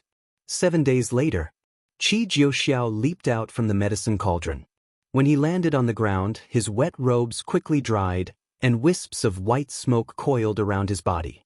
He shrank the medicine cauldron to a small size, stored it in his hand, and then emptied it, using his mana to clean out the residue. At the same time, he looked into the distance. Through the gaps in the leaves, he saw an azure dragon tumbling in the sky beyond the forest. This kid's comprehension is extraordinary. Qi Jiuxiao was secretly astonished. In just a few days, Anhao had managed to master the divine skill. Such talent was rare even in the Star Sea congregations. After putting away the medicine cauldron, he disappeared without a trace in the forest. The next second, he appeared in the sky, blocking the azure dragon. The azure dragon, which Anhao had transformed into, was 3 zhang long, not very large, but full of imposing presence. Upon seeing Qi Jiuxiao, the azure dragon shook and transformed back into An Hao, who excitedly said, "This divine skill is amazing. After transforming, I feel like a true dragon, and my speed has increased significantly." Qi Jiuxiao said proudly, "Of course, I am Qi Jiuxiao of the dragon-slaying spear. How could I deceive you, kid? The value of this divine skill far exceeds the 8th rank heaven and earth treasure. You should thank me." Upon hearing this, An Hao immediately bowed and thanked Qi Jiuxiao. Qi Jiuxiao's face was full of smiles, though he felt a bit jealous inside. He had originally thought that even if he passed the Soaring Dragon 9 transformations to An Hao wouldn't be able to learn it, making himself appear generous without any loss. Who would have thought? Qi Jiuxiao sized up An Hao and said, "Kid, why don't you join the Star Sea congregations? The Supreme Sect is too small for you. With your talent, if you join the Star Sea congregations, you'll reach the Mahayana realm within 500 years. An Hao frowned slightly upon hearing this. Reaching the Mahayana realm at 500 years old was impressive? An Hao had always thought of his own talent as unparalleled, so he didn't see reaching the Mahayana realm in 500 years as a difficult feat. Even Xiantiani was only a few hundred years old. Qi Jiuxiao continued to boast about the greatness of the Star Sea congregations. When he mentioned Xiantiani, An Hao finally grew interested. He had a very good relationship with Xiantiani. However, in Qi Jiuxiao's words, Xiantiani was just a fellow disciple with decent talent. The reason Xiantiani was mentioned was that he also came from the Supreme Sect. "Forget it, I'm not going to the Star Sea congregations. I want to stay in the Supreme Sect," An Hao said, shaking his head. Qi Jiuxiao did not try to persuade him further. After all, he wasn't the sect hierarch of the Star Sea congregations, so making a few recruiting gestures was enough. "Why did you appear in this area?" Qi Jiuxiao asked. An Hao did not conceal anything and said, "I was originally training and heard the legend of the Immortal Path Supreme Treasure. I wanted to see it for myself." Qi Jiuxiao laughed and said, "How about joining forces? We'll rely on our abilities when the time comes." An Hao hesitantly asked, "Can my cultivation level really help you? I'm not very familiar with this continent. You can tell me about the events happening here, and I'll guide you in cultivating the Soaring Dragon 9 transformations. How about that?" "All right, thank you, Senior," An Hao responded excitedly. The reason he did not leave was that he wanted to learn more skills from Qi Jiuxiao. Then, the two of them flew off in one direction. As autumn arrived, the scorching heat between heaven and earth gradually dissipated. The influence of the Immortal Path Supreme Treasure continued to increase, attracting more and more cultivators to head north in search of opportunities. Guwen was not affected and continued to live his plain yet interesting life. Occasionally, he would visit the Outer Gate City to chat with his friends about the various events stirred up by the Immortal Path Supreme Treasure. One day, Yi Lan came to find Guwen and also spoke about the immortal cultivation world. A faction of the Tianwei dynasty was flattened by overseas great cultivators, causing panic in the immortal cultivation world. Fortunately, our supreme sect is protected by Sword Venerable Fudao. Otherwise, those great cultivators from overseas wouldn't dare to act recklessly, Yi Lan said with concern. The battle took place at night, and Guwen had sensed it, but he didn't intervene. He had no relationship with Tianwei, so naturally, he was too lazy to take action. Such calamities were not uncommon in the immortal cultivation world. The overseas great cultivators who intervened were only at the Mahayana realm, but they were enough to crush a great sect with 1,000,000 disciples. Guwen reminded her, "Then you should go out less and stay in the sect to cultivate." Yi Lan nodded and said, "I'm now stationed at the law enforcement hall, doing idle tasks all day, and spending most of my time taking elixirs and absorbing energy." She was already 101 years old, and her maximum lifespan was only 130 years. Time was running out. Now, besides growing flowers and plants, Guwen supervised her cultivation. Unlike Xiaochuan, Yi Lan was quite ambitious, so Guwen was willing to help her. As they chatted, the topic shifted to Zhenqin. A few days ago, Zhen Qin followed the elders and inheriting disciples to the demon clan's territory. It was said that the supreme sect had discovered a secret realm, a rare opportunity. That girl is bound to soar to great heights. She might even become a great cultivator of the supreme sect in the future. Imagine, she used to come to the inner sect to find me, acting like a little girl, reckless in her actions and careless in her words. Yi Lan began reminiscing about decades ago. Gu Wen listened attentively, and when she finished, he teased, "What, are you jealous of her? Why don't I cultivate the defying fate divine skill and pass my cultivation level to you before I die?" Yi Lan gave him a sidelong glance and said, "I wouldn't want that. What's the point of living without you?"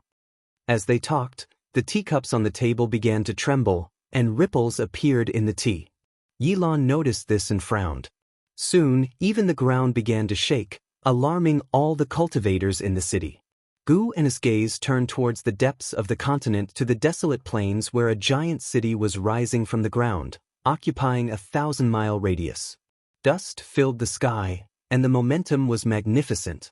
Gu En could sense the vast power contained within the city. It was a Dharma treasure, the strongest he had ever seen. He immediately thought of a name: Immortal Path Supreme Treasure. The restrictions contained in this treasure were not only advanced but also very complex.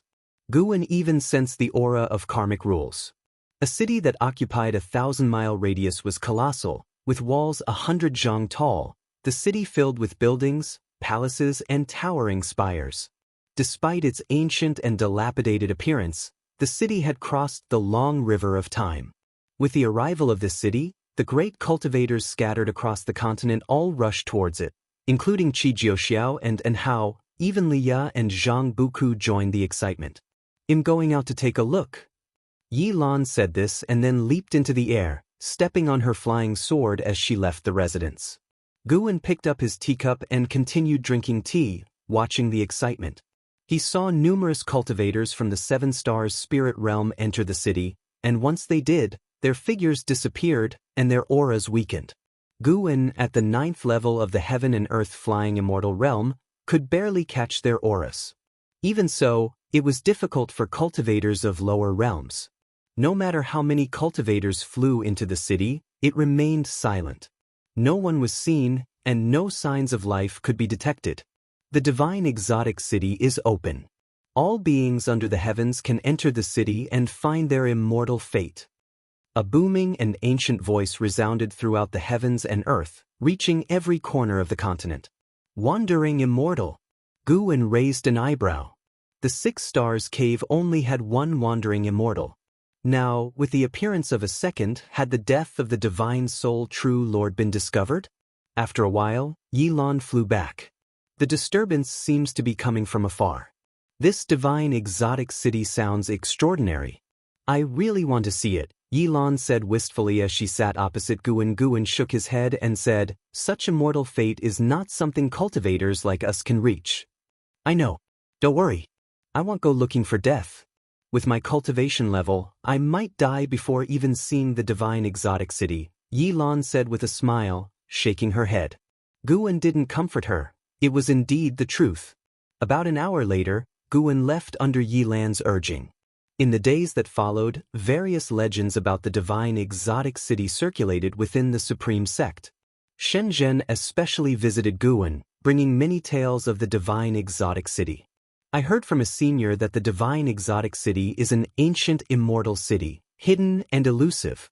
Each appearance can change the world.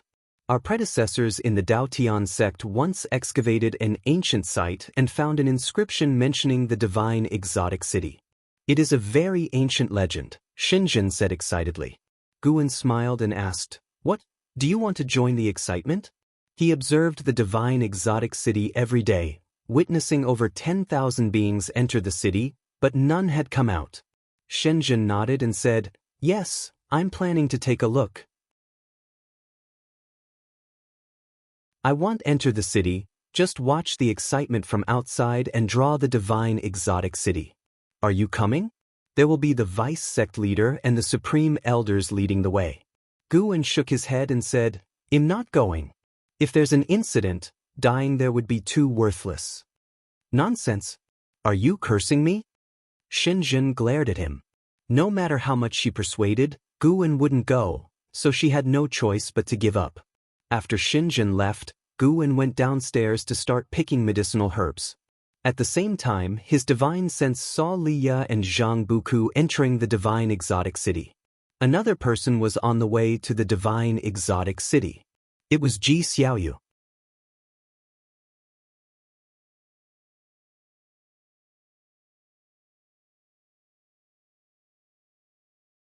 I am self-aware enough to know that such immortal opportunities are not something I can covet. Li Xiandao laughed and said, I am also at the core formation realm. Do you mean I shouldn't go either? Pretending to be at core formation realm with the unification realm, do you still have the nerve? Guwen helplessly said, there is a difference even among those at the core formation realm. My strength is far inferior to yours. Li Xiandao raised his hand and pointed at him, did not insist, and just smiled. LV Xian wanted to say that both of them should stop pretending, but he held back because he could not afford to offend either of them. They continued talking about Divine Exotic City, and Ji Rualai began sharing the intelligence he had gathered about it, while Guwen silently listened. It was said that even the Seven Stars Spirit Realm could not subdue Divine Exotic City. The immortal spirit of Divine Exotic City was hidden in the city and hard to find, so they had no choice but to release the city and let cultivators from all over the world come to find the immortal opportunities, thus forcing out the immortal spirit. Ji Rualai received news from his family, saying that more overseas cultivators were on their way, which would inevitably affect the local immortal cultivation world. As the Holy Land, the Seven Stars Spirit Realm doesn't consider us at all, causing trouble for the immortal cultivation world of the three dynasties. LV Xian couldn't help but curse. Luo Hun nodded. He also disapproved of the Seven Stars Spirit Realm. During the Great Catastrophe of Demons, the Seven Stars Spirit Realm did not intervene. After Sword Venerable Fudao exterminated the demon ancestor, they descended from the mountain to save the world and gain a good reputation. Now, how many years have passed since the Great Catastrophe of Demons ended, and they provoked so many powerful overseas cultivators? Can such a force really be considered a holy land? Li Xiandao did not comment on the Seven Stars Spirit Realm, and Ji Rualai was even more silent. Guwen also wondered what the Seven Stars Spirit Realm intended to do. This was not just targeting the immortal cultivation world of the three dynasties. If all the overseas cultivators who came died, the impact would be massive. An hour later, Li Xiandao took Ji Rualai, Luo Hun, and LV Xian and set off. Meanwhile, Tianya Valley became lively. Three monkey demons found Guwen and chattered non-stop, giving off the vibe of being the kings in a mountain without a tiger. The Blood Prison Great Saint also became talkative, quarreling fiercely with Sun San. After Guwen finished picking medicinal herbs, he rode the Blood Prison Great Saint away leisurely, and Tianya Valley returned to silence. At dusk, Divine Exotic City stood tall on the wasteland, magnificent and grand. Quite a few cultivators and demons gathered in front of the 4 city gates, and some cultivators and demons directly flew into the city. The air above the city walls rippled, and then the entrance disappeared without a trace. 2 figures flew from the horizon. It was Jiang Qiong and the ghost mother of Ephemera. As they looked from a distance, their eyes showed astonishment.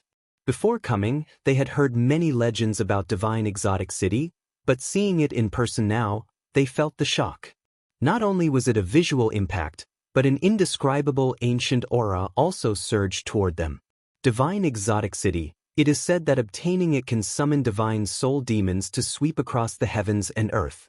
I never thought I would witness this legendary immortal path's supreme treasure in my lifetime, the ghost mother of Ephemera marveled. Jiang Qiong frowned and said, "Why can't I see anyone coming out?" The ghost mother of Ephemera replied, "There are countless minor heavens and earths inside Divine Exotic City. Without several years, it's very difficult to come out." Jiang Qiong fell silent, her beautiful eyes fixed on Divine Exotic City. At that moment, a loud bell suddenly roared, making everyone's divine soul tremble. Jiang Qiong and the ghost mother of ephemera instinctively turned their heads and saw a golden light flying from the horizon at high speed across the wasteland and entering divine exotic city, with no one seeing its true form. Jiang Qiong asked in a low voice, "What realm is that, passerby?" The ghost mother of ephemera remained silent, unable to answer. Meanwhile, Guwen, staying in the third Medicine Valley, also stared at divine exotic city. Even the wandering immortals have come. Will heaven and earth flying immortals appear next? Guwen stood by a wooden railing, looking at the horizon and silently thought. He originally wasn't interested in divine exotic city, but as more and more old acquaintances entered the city, he had to pay more attention. If something happened to divine exotic city, half of the people he cared about would die. Just thinking about it felt distressing. After watching for a while, he moved to check each garden area. Inside a broken and desolate city, and Hao and Qi Jiuxiao sat cross-legged in front of a collapsed wall, their faces pale and obviously injured. Roar. A thunderous roar echoed through the heavens and earth, causing the wall behind them to tremble slightly. And Hao opened his eyes and frowned, asking in a low voice, "Senior, is there really an immortal opportunity here? Should we try another place?" They were in a minor heaven and earth inside divine exotic city. After being here for several months, they had not found many treasures but often encountered demon beasts of the immortal path realm, facing life-threatening dangers. Even the powerful Qi Jiuxiao was injured. Qi Jiuxiao, with his eyes closed, said, "There are many powerful demon beasts here, indicating that this place must hide a supreme treasure. The desolation is only on the surface. If we can find the immortal spirit of divine exotic city, you and I will soar to the skies and become one of the dominions of heaven and earth." And Hao smiled bitterly. "Even if we find the immortal spirit, can we protect divine exotic city with our cultivation?" He admitted that Qi Jiuxiao was strong, but ever since they paired up, he often saw Qi Jiuxiao in difficult situations. Although Qi Jiuxiao claimed those opponents were in the loose immortal realm, it at least proved that within divine exotic city, he hadn't reached the top tier. How could he compete for the immortal spirit with such strength? The immortal spirit will choose its master. Once chosen, it can borrow the power of divine exotic city. Even you could possess the power of the immortal path realm. With the protection of divine exotic city's power, you and I will rise eventually, Qi Jiuxiao said nonchalantly. Upon hearing this, and Hao's eyes lit up. He was about to speak when suddenly, the city shook more violently. Qi Jiuxiao instantly appeared before him, grabbing him before vanishing from the spot. Rumble, streets collapsed, and dust rolled up, wanting to envelop the skies.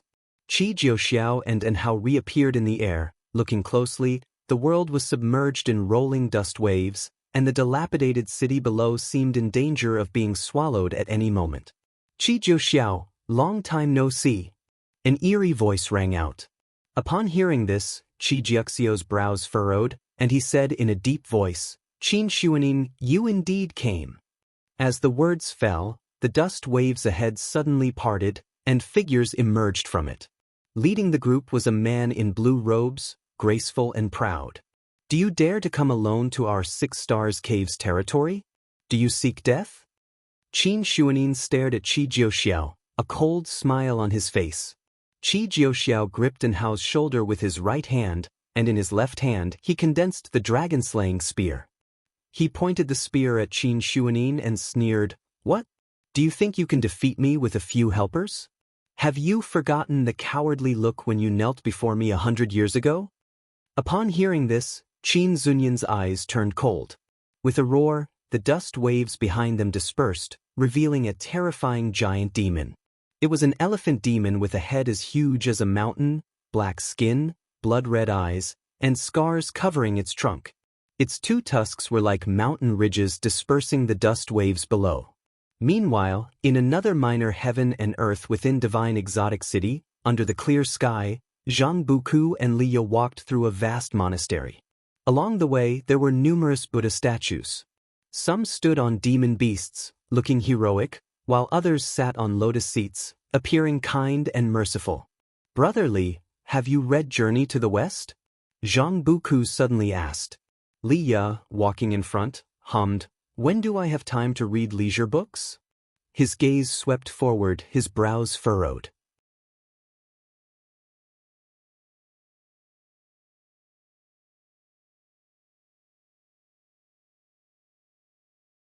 Chapter 218. My master is definitely more powerful than yours. After Li Ya disappeared, Zhang Buku immediately panicked.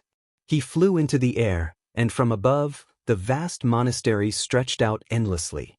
The interconnected courtyard seemed endless, dizzying to behold. He scanned the area but could not find any trace of Li Ya. It wasn't just Li Ya. He couldn't see a single living creature. Thoroughly alarmed, he began to fly around, searching for Li Ya. "Brother Li!" he called out loudly, but unfortunately, there was no response. The eeriness and horror intensified, making him feel that danger was approaching. No matter where he flew, he saw no human figures or traces. Gradually, he felt that the courtyards he passed by became increasingly repetitive, causing his consciousness to blur. He did not know how long had passed before he gradually descended into a courtyard. The world spun. His eyelids grew heavy. This feeling made Zhang Buku extremely uncomfortable. He half knelt on the ground, supporting himself with his hands, feeling on the verge of fainting. "Damn it! I can't fall here." Zhang Buku struggled to maintain his last shred of rationality. He vaguely heard footsteps approaching from nearby. He turned his head with difficulty and saw a blurred, overlapping figure approaching. It seemed to be an old monk in a cassock. The old monk crouched down in front of him.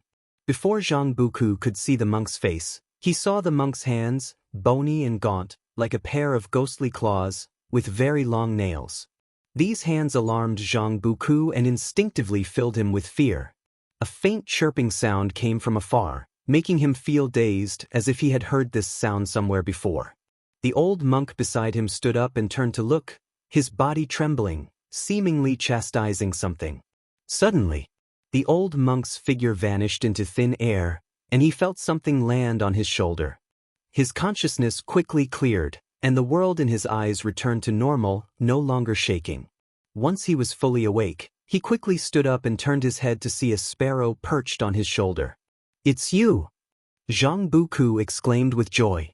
It was this sparrow that had led him to the cave back then, where he obtained the demon core and learned the axe technique. He would never forget this sparrow.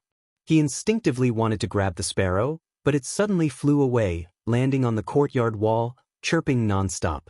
Zhang Buku couldn't understand it, but seeing the sparrow tilting its head, he immediately understood and followed the sparrow. The sparrow flapped its wings and flew away, and Zhang Buku hurriedly chased after it. After a while, the sparrow landed on a stone statue along the courtyard path. As Zhang Buku approached, he was astonished to find that the face of the statue was Li Ya's face. The statue's body was a Buddha statue, wearing a cassock with Li Ya's face on it, making Zhang Buku feel very uneasy. He began to call out to Li Ya, but unfortunately, received no response. Guwen, in the form of a sparrow, looked at Zhang Buku and sighed inwardly. This kid's physique and cultivation were good, but his divine sense was lacking and needed more practice. Guwen flapped his wings, continuously pecking at Li Ya's statue, guiding Zhang Buku. Zhang Buku took the hint and pushed the statue, but nothing happened. Guwen landed on the statue's head, using his beak to peck at the statue's face, then looked up at Zhang Buku. "I understand. Move aside." Zhang Buku stepped aside and said in a deep voice. Guwen immediately flew away. Zhang Buku swung his fist and smashed the statue's head with a punch. Rumbling, the ground shook violently, spatial ripples appeared in the sky above the monastery, revealing various colors. Soon after, blood-red lights appeared, quickly replacing the clear sky. In less than 3 breaths' time, the monastery was under a night of blood, terrifying and horrifying. Zhang Buku stared ahead and found that all the stone statues had turned into white bones, hideous and terrifying. He leaped into the air. From above, the once boundless monastery now covered a mere 100 zhang area. In front of one temple, Li Ya was tied to an old tree, a ghostly claw covering his mouth and a ghostly hand pressing on his chest, preventing him from breaking free. These two ghostly hands' arms extended behind the tree, making one wonder how terrifying their owner was. Brotherly! Zhang Buku roared in anger, leaping with a stone axe in hand. Just as he flew into the courtyard, the temple doors suddenly opened. I didn't expect you to see through my formation. Remarkable, young human. A hoarse voice came from the darkness behind the door. Then, an old monk in a cassock walked out. His figure was gaunt, his skin dark and covered in corpse spots, and his pupils had lost all color, pale to the extreme. Zhang Buku said nothing and swung his axe, cutting through the mountain. With one swing, the sky and earth trembled. The old monk vanished from his spot, and the temple was split in two, with the connecting walls shattered, the cut extending outside the monastery. Guan, in the form of a sparrow, landed on a distant eaves, watching the battle unfold. Zhang Buku was no match for the old monk, but Guan could assist with his divine sense. The battle erupted in full scale. The monastery soon turned into a flat field, more and more evil ghosts emerging from the ground and rushing toward Zhang Buku. Zhang Buku was deeply surrounded, fighting more and more valiantly. "Oh, show yourself!" The old monk suddenly shouted in anger. Whenever he was about to kill Zhang Buku, a powerful divine sense would strike him, throwing his divine soul into chaos and making him lose focus. No one answered him, and Zhang Buku was killing with red eyes.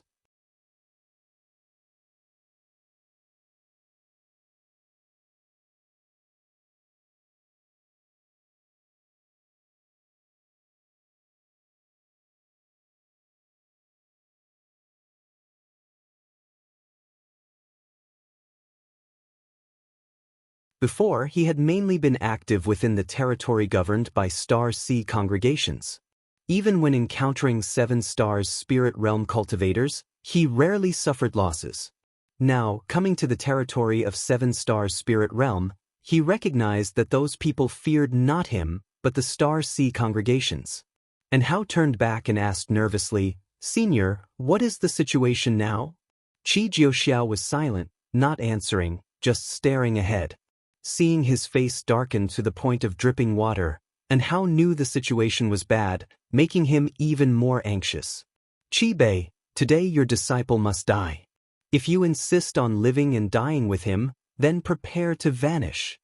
A majestic voice rang out, followed by the sound of a zither, causing an Hao inside the formation to feel dizzy, with everything in his field of vision shaking. Qi Jiuxiao took a deep breath, then stood up. "Senior, what are you going to do?" And Hao frowned and asked. Qi Jiuxiao did not answer but shouted loudly, "I take full responsibility for my actions. This matter started because of me. Let my master go. I am willing to die to atone." It's not up to you to talk here." An old voice echoed, filled with displeasure. "Master, shut up." With a loud and violent shout, the desert rolled, and black lightning bolts extended from the horizon, as if tearing the sky apart. The battle became more intense. The formation protecting An Hao and the others was also shaking violently, causing An Hao to sway. He looked nervously ahead and suddenly saw a figure walking through the wind and sand. Immortal swallowing scorpion. "You are truly vicious. Does 7 Stars Spirit Realm really belong to the righteous path?" An old voice rang out again, filled with anger. What is righteous and what is demonic? Can you Star Sea congregations really distinguish?" Another voice replied, filled with disdain. Qi Jiuxiao panicked and quickly shouted, "Let my master go. I am willing to die." His gaze instinctively turned to the figure walking through the sandstorm ahead. That figure stepped out of the sandstorm, revealing its true form. A man wearing purple robes, with white hair, a youthful face, and eyes as cold as serpents. He looked at Qi Jiuxiao and coldly said, "Whether you are willing or not, you must die, and your master must also die now." Qi Jiuxiao was furious, wishing he could rush out and fight the man in purple robes for 300 rounds. But he remained rational, knowing he was no match for his opponent. If he went out, he probably wouldn't withstand even one move and would only distract his master. Boom! The rolling yellow sand behind the man in purple robes was suddenly scattered. An old man with torn robes and a face covered in blood flew, stepping on a golden ring.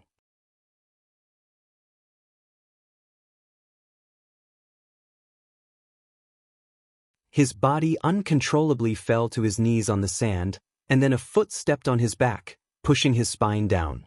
Guan, with his left hand pressing on the shoulder of the man in purple robes and his right foot stomping on the back of the man in red robes, Su.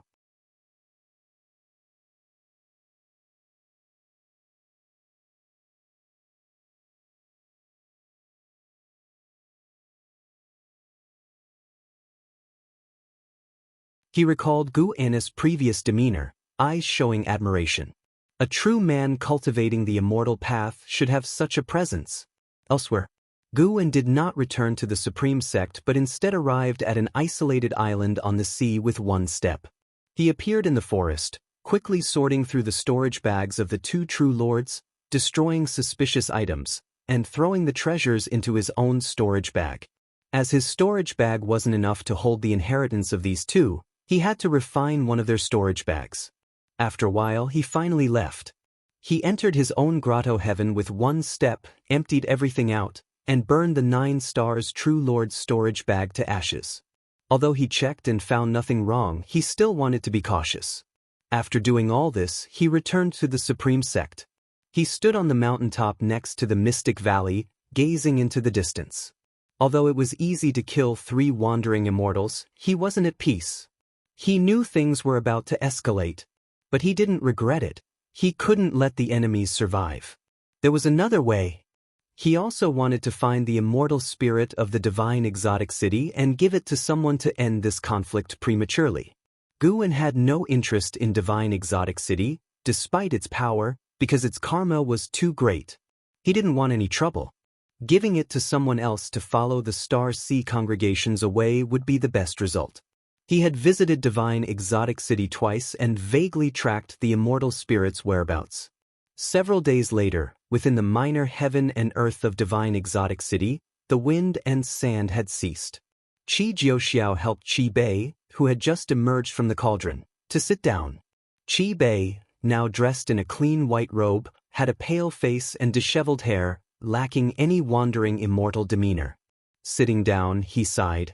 I didn't expect Divine Exotic City to attract a heaven and earth flying immortal.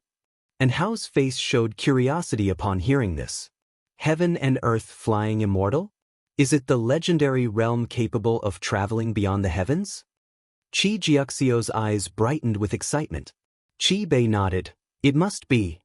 Being in the same realm, he couldn't have possibly defeated those 2 true lords so easily. He looked at Qi Jiuxiao and said, Senior saved us, so we must keep our promise and not speak of his intervention. Just say it was cultivators from the Star Sea congregations, got it? Qi Jiuxiao nodded heavily. Qi Bei then looked at Hao, scrutinizing him. He could see that Hao had extraordinary roots and asked, Is your master also from the Supreme Sect? He could see the karma surrounding Hao but could only see the past 10 years. Not the interactions between Hao and his master. As for LV Bayan, he was quickly dismissed. A mere unification realm was not worth his attention. I'm not sure, he probably isn't.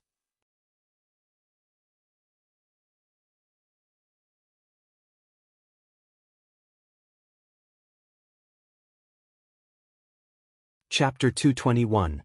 Immortal Spirit, I want it, Mother is seeing who has fallen again.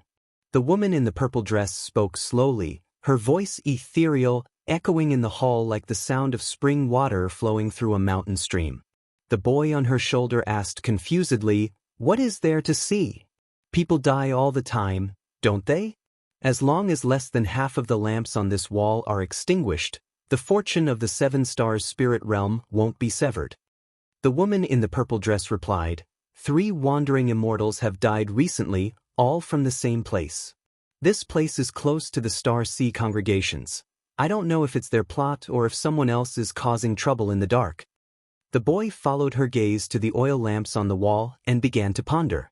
At this moment, footsteps echoed from the darkness behind, and an old voice said, Cave Master, The spirit mirror is showing divine sense fluctuations. When the woman in the purple dress heard this, she turned and walked into the darkness. The boy on her shoulder turned his head to look, his clear eyes drawn to the oil lamps on the wall.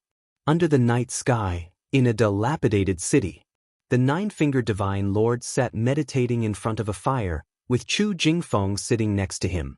Chu Jingfeng occasionally glanced into the distance. Beneath the moonlight, dense fog surged, vaguely revealing terrifying ghostly shadows.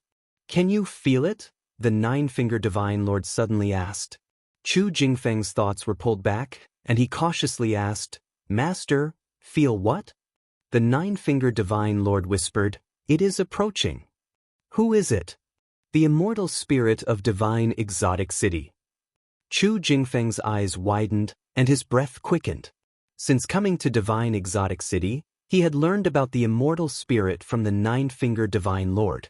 As long as the immortal spirit accepted a master, one could control the great power of divine exotic city.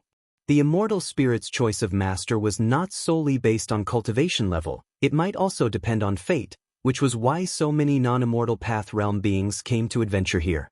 Chu Jingfeng did not dare to hope that he could obtain divine exotic city, but he hoped his master could. The stronger his master became, the more benefits he would get. Moreover, from the bottom of his heart, he was grateful to the nine-fingered divine lord. It was the nine-fingered divine lord who had given him a chance to be reborn. The nine-fingered divine lord stopped speaking and continued absorbing energy. Chu Jingfeng then began to imagine what might happen next. After entering the city with the nine-fingered divine lord, he had witnessed many battles. No matter how strong the demons and ghosts were, they were no match for his master. He believed that as soon as the immortal spirit appeared, his master would inevitably control it and thus dominate divine exotic city. The moon set and the sun rose. The sun rose in the east outside the city. Chu Jingfeng was practicing qi absorption cultivation when he suddenly felt the ground tremble. He opened his eyes to find the surrounding buildings shaking. The nine-fingered divine lord, who was sitting opposite him, slowly stood up. Before Chu Jingfeng could ask, the nine-fingered divine lord raised his hand, and both of them soared into the sky. Chu Jingfeng looked down and his eyes widened in fear. He saw endless demons and ghosts appearing in all directions, surging like black waves, engulfing the city's buildings, and stimulating his eyes. This is the true power of divine exotic city, the divine soul demons. Over countless years, an endless number of divine soul demons have accumulated here. This is a force that can overthrow the mortal world. The nine-fingered divine lord spoke indifferently, looking into the distance. Before Chu Jingfeng could respond, the nine-fingered divine lord raised his right hand and pressed down. Boom! The city below instantly collapsed, and countless divine soul demons dissipated into ghostly mist. It seemed as if the entire earth was collapsing, with dust flying up, turning the sky and ground murky. Chu Jingfeng vaguely heard a child's playful laughter, like a ghost, giving him goosebumps. Divine exotic city, East Gate. The gate stood open, and from outside, the streets inside appeared empty. Suddenly, the space inside the gate rippled, and three people emerged, Qi Bei, Qi Jiuxiao, and An Hao. The three of them walked 10 steps forward. An Hao turned to look back, seeing the majestic city gate of divine exotic city, and sighed in relief. Finally, they were out. An Hao! A voice came from afar. An Hao looked and saw a group of cultivators in the distance, including LV Baden. An Hao quickly called out, "Master." He was about to go over, but Qi Bei blocked him. "From now on, do not acknowledge your association with the supreme sect," Qi Bei said sternly, his gaze fixed on the distance. An Hao frowned and asked, "Why?" "They are here." Qi Bei's expression turned serious. He raised his hand, pulling out a magic artifact, ready for battle. Qi Jiuxiao also took out the dragon-slaying spear, cursing under his breath. It's troublesome to be in the territory of the Seven Stars spirit realm. These guys move fast. After 7 days and the fall of 2 wandering immortals, it's impossible for the Seven Stars spirit realm not to have noticed. Qi Bei said calmly. Qi Jiuxiao looked at him and asked, Master, what do we do? Qi Bei sneered. If the 7 stars spirit realm makes a move, our star sea congregations will respond in kind. Hearing this, Qi Jiuxiao showed a smile of delight. He turned to look into the distance, his face lighting up with excitement. So, it's you, Qi Bei of the Qi family from the Star Sea congregations. Do you know the consequences of killing our disciples in the territory of the 7 stars spirit realm? An icy voice echoed through the sky, the killing intent in it sending a chill down the spines of all beings outside the city. The disciples of the supreme sect quickly stood up, nervously looking into the distance. Terrifying auras erupted from all directions, shaking the earth and mountains. And Hao looked around and found that they were surrounded. Such a fearsome aura, could it be from wandering immortals as well?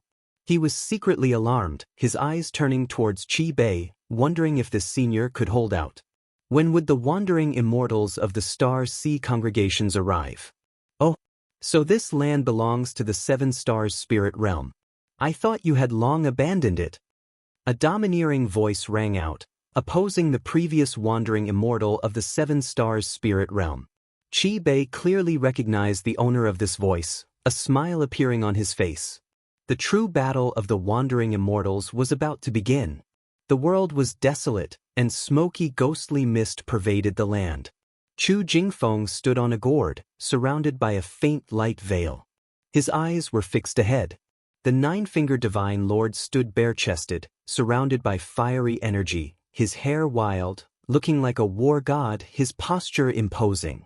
In front of the 9-fingered divine lord floated a fiery red phoenix, its wings spanning 1,000 feet, flapping as fiery waves surged, like dragons sweeping towards the 9-fingered divine lord. Humph! Since you refuse to bow, I can only subdue you. The 9-fingered divine lord spoke, his eyes cold, his body covered with black runes, crawling and horrific. With those words, he suddenly charged towards the phoenix. The phoenix let out an ear-piercing screech, flapping its wings once more. The surrounding dust waves scattered, revealing terrifying ghostly figures, each 100 feet tall, clad in battle armor, wielding long weapons, like ancient divine generals, exuding an unrivaled aura. In the blink of an eye, the 9-fingered divine lord was engulfed by these terrifying ghostly figures. Boom! A violent gale exploded, scattering the ghostly figures. The 9-fingered divine lord burst forth with relentless energy, striking towards the phoenix, shaking the mountains and rivers. This punch shattered space, and an ancient bell seemingly from the river of time emerged from a space rift, crashing directly into the phoenix. The enormous phoenix seemed small as a sparrow before a tree compared to this ancient bell. The phoenix let out a mournful cry, as chains emerged from the surface of the bell, quickly binding the phoenix. No matter how it struggled, it couldn't break free from the chains.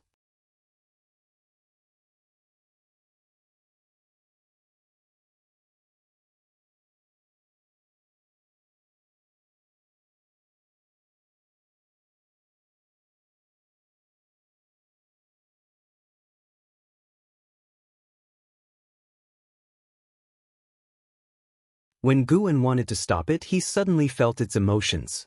It was pleading. Guan fell silent. Soon, he felt his mana merging into the divine exotic immortal spirit's body. This was a process of accepting a master that he had never experienced before. He was taking control of the divine exotic immortal spirit and the entire divine exotic city. A 30-minute incense time later, the divine exotic immortal spirit reappeared, condensed in Guan's palm. From now on, Guan was the master of the divine exotic immortal spirit and the master of divine exotic city. This made him feel somewhat complicated. If he had forcibly stopped it earlier, the divine exotic immortal spirit would have turned to ashes, so he had to accept it.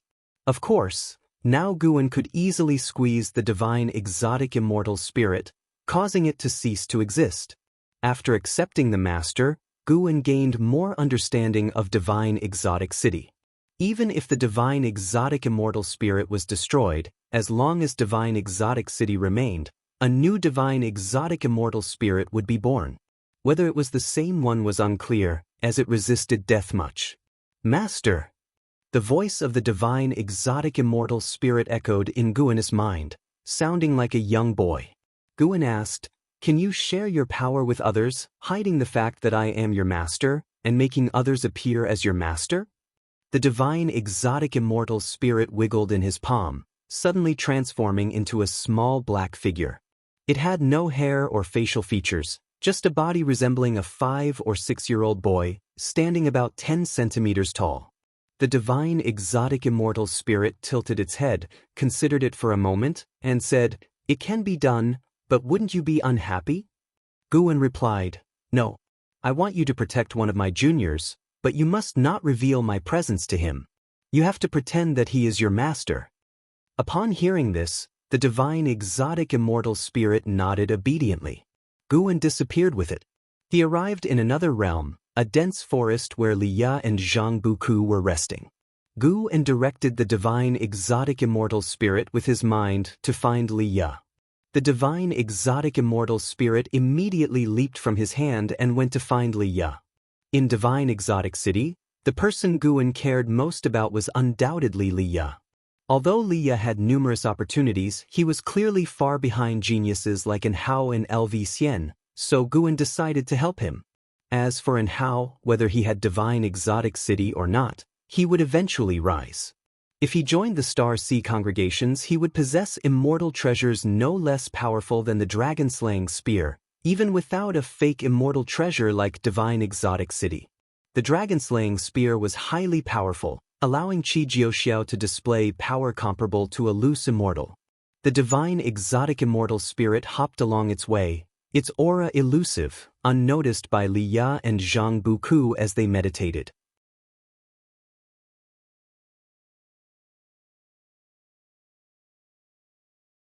If the ghost mother of ephemera was in danger, surviving alone, let alone obtaining the immortal spirit, would be nigh impossible. You're tuning in to the Wang Lin's Journey YouTube channel. Don't forget to subscribe and join us on this journey to catch the most captivating stories.